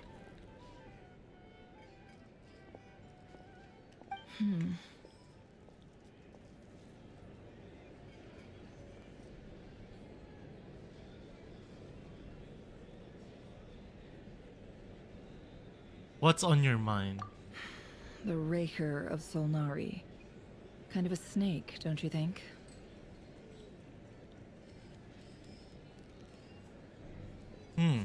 More of a wolf in my mind. No, definitely a snake. A poisonous one who spewed his venomous hatred everywhere. Anyone who seeks revenge out of hatred for other people has become a snake. That's something my dad used to say.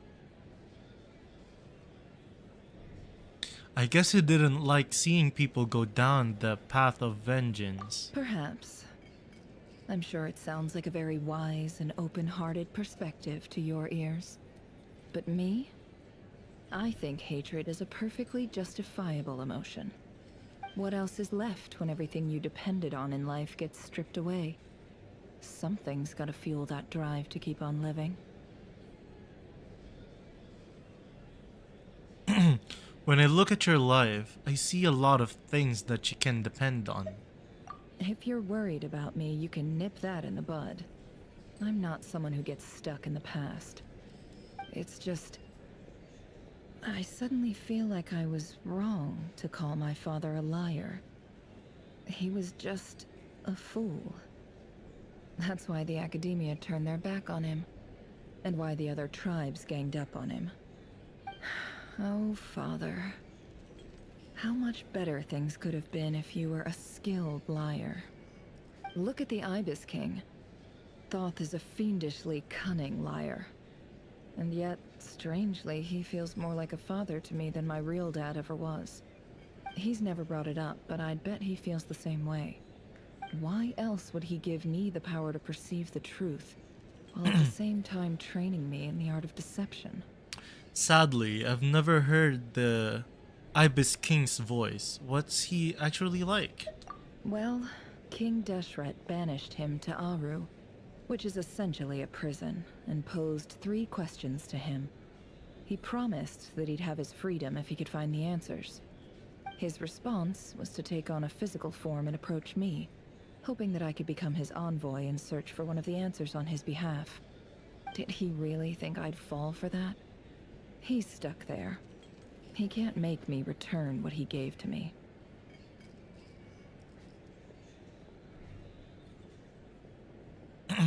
Sounds like he was nice enough to you. You definitely sound like father and daughter. So that's enough for you to decide he's nice, is it? He's a prisoner, and he was scared. So he decided to perform some good deeds to win people's approval. He lives in fear because he's a deceiver. How is Rerir any different? You can't work as a spy your whole life and expect a happy ending. It's preposterous. Yet I can't say I don't understand it. Liars live in the darkness of their own making, but it's still human nature to want to go on living. They say that a liar's soul is the most worthless thing in the world. What do you think? I'd agree with that. I have to disagree. Good. If you understand that, it means you're smart, and you see things objectively. If you ask me, the soul of a liar really is worth nothing, because all they care about is themselves. For example, when something good falls into my lap, I don't go sharing the news around. Stops other people trying to steal it from me.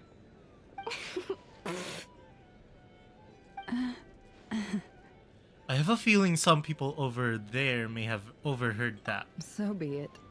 They have sharp ears. I can't keep anything from them. Is that your way of saying you've warmed up to them now? Wow, is that what it looks like? What it looks like is you're starting to see us as your friends. Well, you all know my past now, and I can't simply eliminate everyone who knows too much. So I guess I just have to put up with you. She's a tsundere. When you find yourself in a situation you can't control, the safest play is to keep calm and start monitoring everyone involved like a hawk.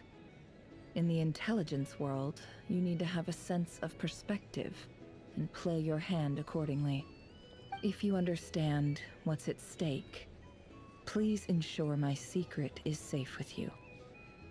I trust you'll respect my wishes as a friend. But don't forget, I will also be watching you like a hawk. Sure. Very good. Oh wait! Now that the panic's over and we've all calmed down, Paimon suddenly remembered something. What is it? After all that build-up, our mystery ally never showed up even once. my god. Is that it? Oh, wait. Huh? Am I imagining things? What was that?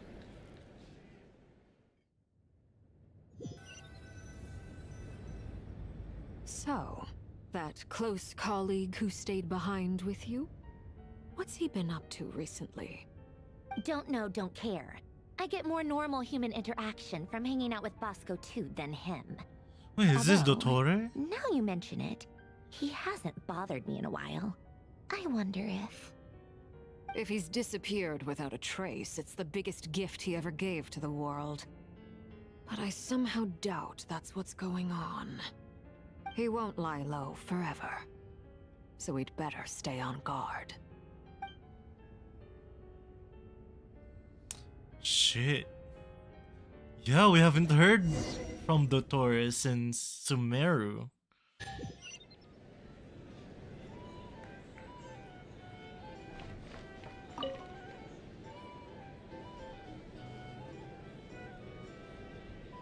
Ah, Lord Sangama Bay.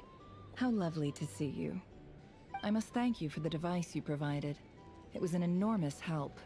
Would I be right in thinking that it was developed by the Academia? Why come and ask me when you clearly know already? I mostly came to thank you.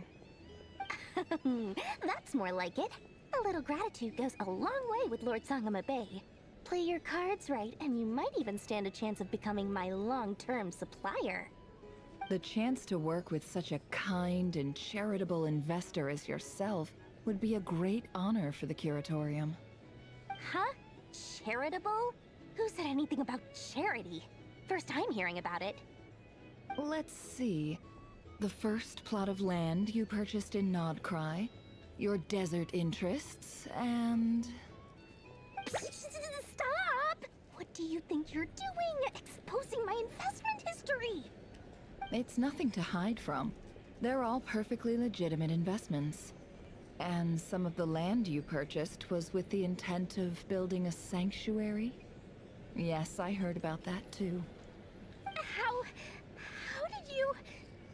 You're a curious case, Lord Sangama Bay. You don't like people finding out about your good deeds, do you? But I'm afraid no matter how hard you try to keep things under wraps, where there's a will, there's a way. You did it for Sumeru, didn't you? It was empty land that was gonna go to waste otherwise. I figured if I built something there, it might at least get some use in an emergency. Disasters are capricious things. They strike without any warning. I've lost family to a disaster before, and I don't want to lose any friends or business partners if I can help it. My elder sister used to dream of finding a sanctuary. Somewhere with plenty of food, water, and medicine. Where everyone could live happy lives. It was something I looked into, but after discussing things with the Dendro Archon, I decided on a more effective strategy. The tech people handled the tech, and Moneybags provided the Mora. It just made the most sense. It's a pity that so few people know the truth about you. Everyone says that you view everything in terms of Mora, and all you care about is growing your own wealth. So, what's the problem with that? Everyone wants to be rich. It's human nature. So yes, I love Mora, and it's nothing to be ashamed of. But surely you have dreams of your own beyond just making Mora. You don't get it, do you? My dream is to invest in other people's dreams. And, you know, make a nice little slice for myself along the way. Just thinking about it makes me happy. That sweet, sweet sound of Mora. Thank you. For the device? And the pendant. Oh, that. I was just returning a favor. Don't worry about it. Seems like we've both been away from home for a very long time. Yeah. So long that I barely remember what my family even looked like. That would be your mother, father, and sister? Yeah, though it's been years since my sister passed away. It's not like I want to forget them, obviously, but memory can be even more ruthless than the most calculating business person. Beyond a certain point, if something isn't helping you, it just gets rid of it. My sister can't help me now. Slowly but surely, her face is fading from my mind's eye. It's become a vague impression. Not everything will fade. When loved ones pass away, the beautiful memories are the ones that last the longest. Yeah, that's true. If you ask me, that's the one silver lining in all of it. Well, that, plus, I'm sure that life is much better now than it was back then. Oh, absolutely. I have tons of Mora, a big beautiful house, business is booming, and I'm as happy as can be. You've got a lot going for you too. Boss of the Curatorium of Secrets? I'm sure there's plenty of Mora to be made in that line of work. I appreciate the vote of confidence.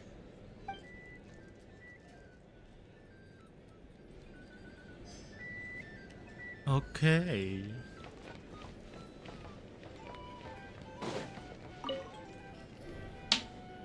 Go How have you with been the holding Knights up? of Favonius. Any adverse reactions? If you start to take a turn for the worse, make sure you tell me right away. You don't need to worry about me, Grandmaster. I'm fine. I mean, I barely did anything, so... What? You're too humble, young man. You played an indispensable role in the battle for Nodcry. We can't thank you enough for your support. Sometimes, when people praise you, it's because you deserve it. The best thing is to accept it calmly and with grace. It's important to learn how to respond to words of admiration. Let's do a quick demonstration. Albedo, that was an incredible feat of alchemy. The pressure was on, but you worked flawlessly at lightning speed to get the job done. Thank you. I can't take all the credit, though. Durin played a big part in forming the alchemical array. See? Did you catch that? A masterclass in how to take a compliment. Okay, yeah. I did work pretty hard to help prepare for the battle. No point denying that. Hey, you guys! Seriously, great work everyone. You all outdid yourselves. Hey, look who's bounced back. Looking good, traveler. Seems like you've recovered. You won't need to take any more medication. Can I get you a drink? Huh? You know how to order at a bar now? You've sure learned a lot recently. Handling a drinks order is ridiculously simple compared to alchemy. Don't worry, I'll blend into society yet. Paimon believes it. You're clearly a fast learner, just like your brother. To be totally honest though, Paimon didn't quite follow all the details when you first explained the plan to us. Don't worry, that's completely understandable. Unless you're a student of alchemy, it's hard to grasp the principle and how the process works. To put it in the simplest terms, we saw how our enemy stole the power of Kuvaki. And that gave us the idea of stealing his power to turn it against him. When facing an enemy you have no hope of defeating, it's best not to engage them in battle. So, instead of looking for a way to overpower him, we decided to help Columbina get strong enough to at least stand up to him in a fight. For this to work, we had to analyze his modes of attack, confirm who his main target was, and make sure that he wouldn't go beyond the range of the alchemical array. For added security, we prepared a total of 4 arrays. But to mitigate the impact of the battle, we identified one location in particular as the ideal spot, which is where the confrontation took place. The alchemical array absorbed his abyssal power. Then Durin processed it to render it usable by Columbina. That power enabled her to do what would otherwise have been nigh on impossible. What surprised me was that Dainsleif actually agreed to join us.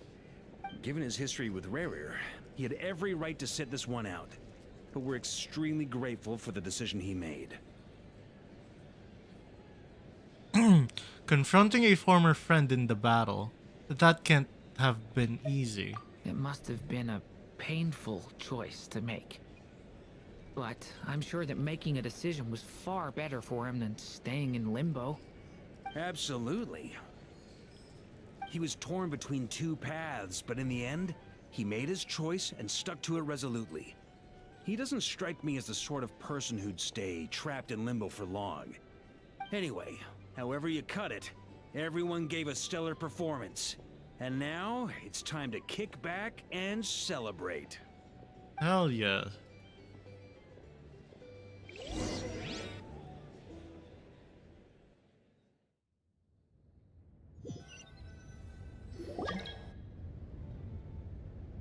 That's the only reason you're here. Yes. I've thought a lot about it. And I've realized that you, me, and Arlecchino should be friends. I think this is very important. So I felt I had to come and tell you. Well, this is a new one. I'm so moved. I can't even hold my teacup. If that's all, you can leave now. Do you not want to be friends with me? Or is it that you prefer being coworkers? What is this, Columbina? Are you deliberately testing my patience threshold? Right now, my politeness module is active. But if you say another word, I swear I'll shut it down. If your politeness module was active, wouldn't you say the word please at some point? Polonia, please see Lady Columbina to the door. Will you still invite me to your next tea party? What? Yes, I think you will. Bye-bye, dear Sandrone.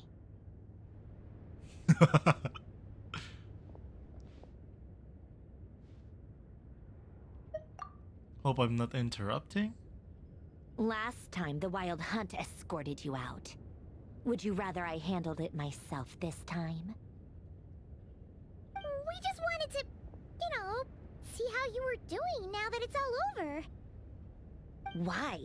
Out of concern for my safety?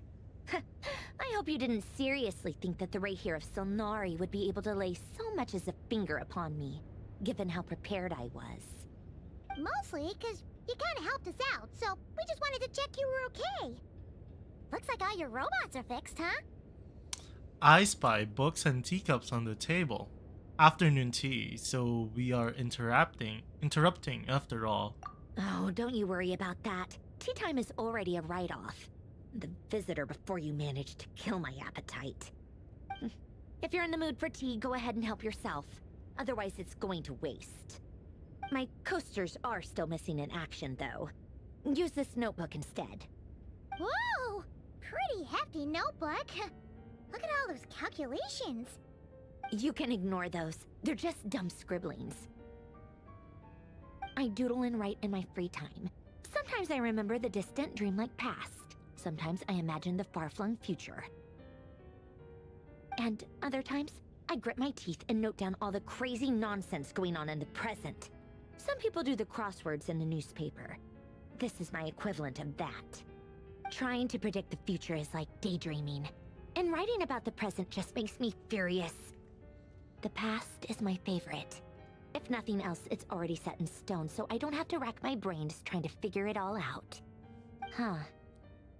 Although, having said that, the only vaguely interesting memory in my past is probably that guy they call Lord Artificer. Lord Artificer? You mean Elaine Guillotine? Who else? Pretty much all the mecha and Fontaine are his personal handiwork. Wait, are you saying you know him? Like, personally? As a friend? I mean, I guess we were friendly enough.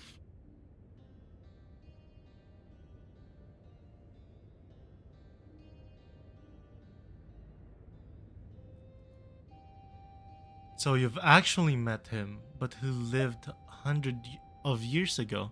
Yep. In fact, I'm probably the only normal person left who knew him at all. We used to chat occasionally back when he was still around. Before he passed away, he asked me to destroy all his manuscripts. I honored his request, but I did read through everything first before destroying them. I mean, I couldn't let the genius of Lord Artificer Alain Guillotin disappear like that. Would have been such a waste. So, that's where the formulas in your notebook are from? I just told you, Those are my equivalent of crossword puzzles. They're just dumb formulas that I solve for fun when I'm bored. Alain's work was like epic poetry.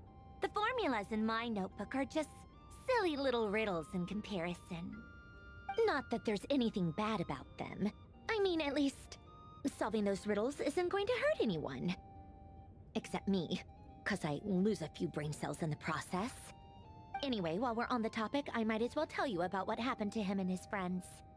Alain Guillotin had two close buddies, Renee and Jacob. They spent their childhood years together in the Narzissenkreuz Institute. They were all quite competitive, so there was some rivalry between them, but it was a friendly rivalry. But beneath the friendship and the rivalry ran something deeper, a sense of nostalgia for the past. Unfortunately, childhood would end, the prophecy would come true, the apocalypse would arrive, and the future would never be. A mad dream that would normally only capture the minds of lunatics began to take root in their hearts. A dream of saving the world. And if Renee and Alain had been people of lesser wits, that dream would probably have ended up as something for them to joke about in their older years. But alas, they were some of the sharpest minds around. They nurtured that dream with the full power of their intellect, and it grew into something that ate away at their souls. The first of them to fall under its spell was Renee. Against Alain's wishes, he persisted in experimenting on a mutual friend of theirs to try and save their life. Alain did not approve and parted ways with Renee. It's complicated. Alain wanted to believe that Renee only did what he did for the sake of their friendship. But when he told me about what happened, I could tell he still had some suspicions about Renee's motives. Perhaps the seed that would grow into a nightmare had already sprouted in Renee's mind. Even then. The next time they met, Renee's soul had been completely engulfed by the dream of salvation. His futile attempt to change the tide of fate only resulted in a wave that swallowed up the world, even before the apocalypse came. And although that wave died down eventually, I hear that it just recently came back with a vengeance. As I understand, Renee wanted to live out his dream of salvation once more. But I'm told that the attempted resurgence finally died out for good. At long last, Renee awoke from his deluded dream. Though of course by then it was far too late. What do you think of Renee? Do you admire his transcendent genius? His view that any price was worth paying to achieve the lofty goal of saving the world? Or do you despise him? Dismiss him as an evil madman who wrought havoc on the lives of everyone around him as he pursued his delusional dream? Same difference, really. Just a matter of perspective. I admire him. I don't admire him. I don't know. What a cop-out. But I suspect you'd have a more incisive and insightful answer if we dug into it further. What about you? What's your take on Renee? I don't like fanatics who give up their whole lives for their ideology. Nor do I like fools who let their delusions take control. Maybe I could understand if Renee had just been an ordinary person. But he had a sage-like intellect. And still managed to get himself lost in the labyrinth of his own desires. Anyway, that's enough about Renee. Now, moving on to Alain Guillotin, the Lord Artificer. Oh, Alain He Guillotin. managed to put a stop to the first storm whipped up by Renee. But after that, Alain lost his friends and family. To his credit, I suppose, the loss of his family and friends was purely a tragic accident. It's not like Alain sacrificed them for his cause or anything. After that, the only thing supporting his work was the same dream that had dragged his closest friend down to the abyss. But although the desire to save Fontaine drove him to found the Fontaine Research Institute, Alain continued to reject any form of transcendental knowledge or power. He was suspicious and fearful of it, having seen the way it had affected his closest friend. I think that formulas and machines derived solely from human intellect were the only thing that gave him a sense of spiritual comfort. Yet Alen's intellect was simply too great. It barely left him space to breathe in his lifetime. Once he realized that the end of his life was approaching, he finally accepted the truth. The Nazissenkreuz Institute needed someone, and a human being, to see its story through to the end. He quit working on his formulas, trading them in for the fairy tales that had played such a formative role in his childhood, but which he barely touched in his adult life. He told me that the director of the Nazissenkreuz Institute used to read those fairy tales to the children as bedtime stories. Apparently, they worked wonders at sending kids off to sleep. I think that all he wanted at that time in his life was to be able to sleep deeply without being plagued by depression. By that point, nothing else really mattered. At the very end, he laid down to rest in the ruins of the former Nazissenkreuz Institute orphanage, while the Fontaine Research Institute he had founded continued tirelessly with its work. Many years after that, tensions over competing dreams would once again cause a rift, this time between members of the Fontaine Research Institute. But the actions of those fools had nothing at all to do with Alen. And that is the story of two people from the Nazissenkreuz Institute who both wanted to save the world. One went all in on his fantasy of salvation without ever looking back, and ended up calmly sinking to the bottom of the deepest sea. The other sought desperately to burn bright in his life, even though he wasn't sure where he was going. I do sometimes wonder, why is it that people like them have such grand hopes of saving the world? Even the grandest tree starts as a tiny seed. So perhaps, for each of them, their mission to save the world began with a very simple desire: to save themselves. They were young children with friends and family who mattered to them, desires to explore the meaning of life, ambitions to have a successful career. They didn't want to see all of that taken away in one fell swoop. Or maybe they just wanted to find something to anchor themselves within the chaos, to stop them getting quietly swept away by the storms of life. But instead, the search for their own salvation took them down the rocky road laid out by fate. Do you think the desire to save oneself is enough of a justification to try and save the world? Yes, it's enough. No, I don't think so. I don't know. The way you said that sounded just like Alen. I asked him the same question back when he was in his prime, putting all of his energy into his work. He gave the exact same answer as you did. No elaboration, just a quick short answer before getting right back to his work. He was always that way. All right, tea time's over. I owe Arlecchino a favor for telling me these stories. I'll have to bring a whole sack of gifts the next time I visit the House of the Hearth. I'm gonna go tinker with Polonia now. You guys can do whatever you want, as long as it doesn't involve interrupting me. Polonia, exit hibernation mode. Begin diagnostics. Oh my god.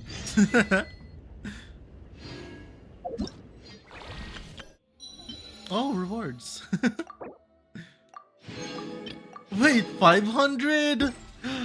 Wait, hold on. All right. We have polls.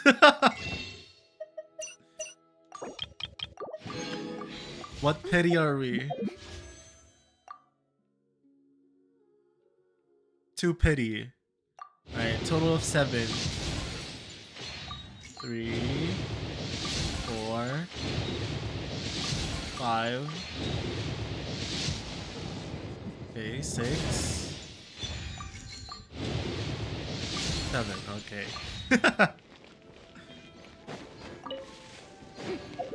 And I think we can get Nefer to max now. I think. Is she? Oh god, I'm blind. Where is she? Oh, there we go. Oh, wait. I don't have enough. No.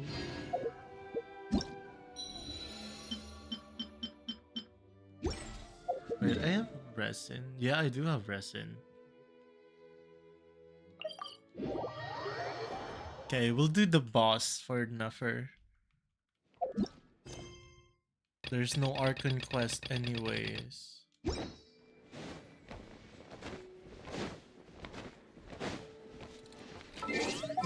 We'll go back to my friendship team.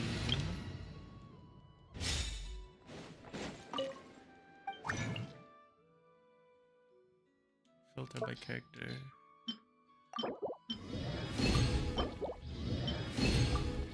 I even have enough of this one. Yes, I do. Alright, we're doing bosses. I have to wait for 4 minutes though. That was such a fun Archon quest. I love it. 10 out of 10. Be silent. Close your eyes. To dust. Be silent. Fear the dark. Observe. Fear the dark. There we go.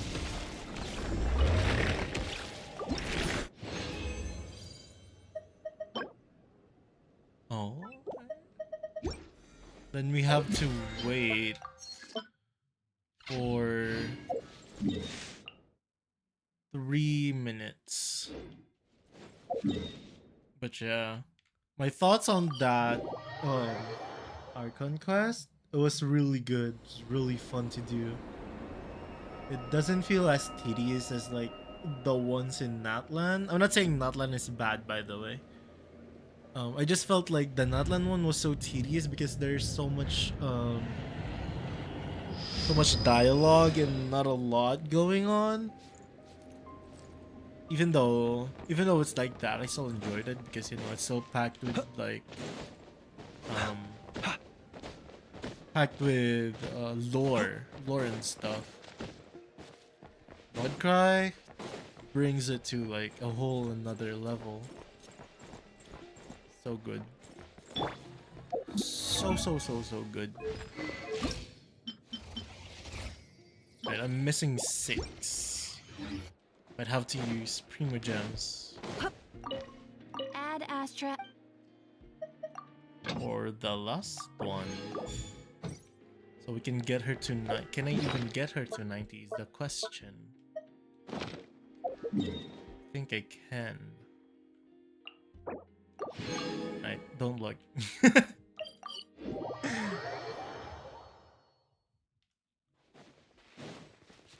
Accelerating.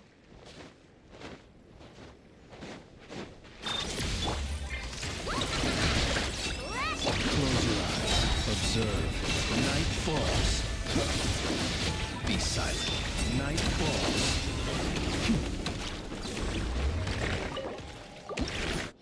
There we go. Then one more run.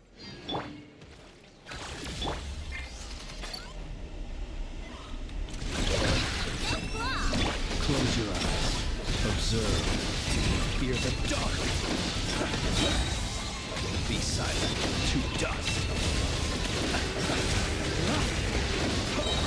The long sleep beckons. Well, it died. It died. Oh, nice. Okay. Time to max her out.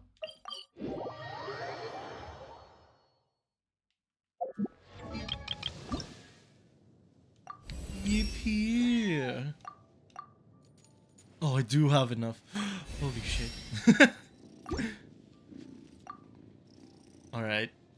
The next one is farming for Nefer's artifacts because I don't really like how her artifacts are looking right now. Like, look at this. Look at this. Look at this.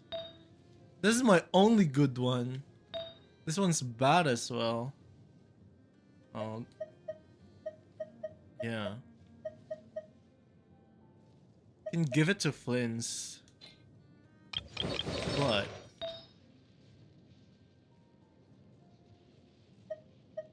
I need a better stuff for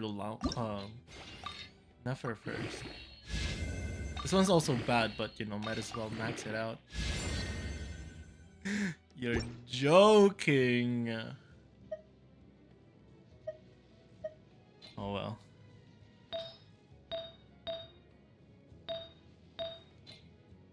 But yeah, that's all for today.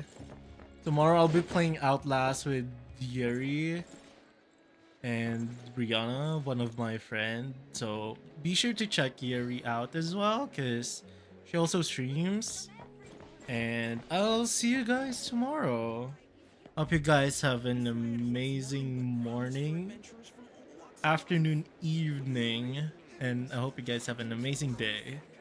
I'll see you guys tomorrow. Bye bye.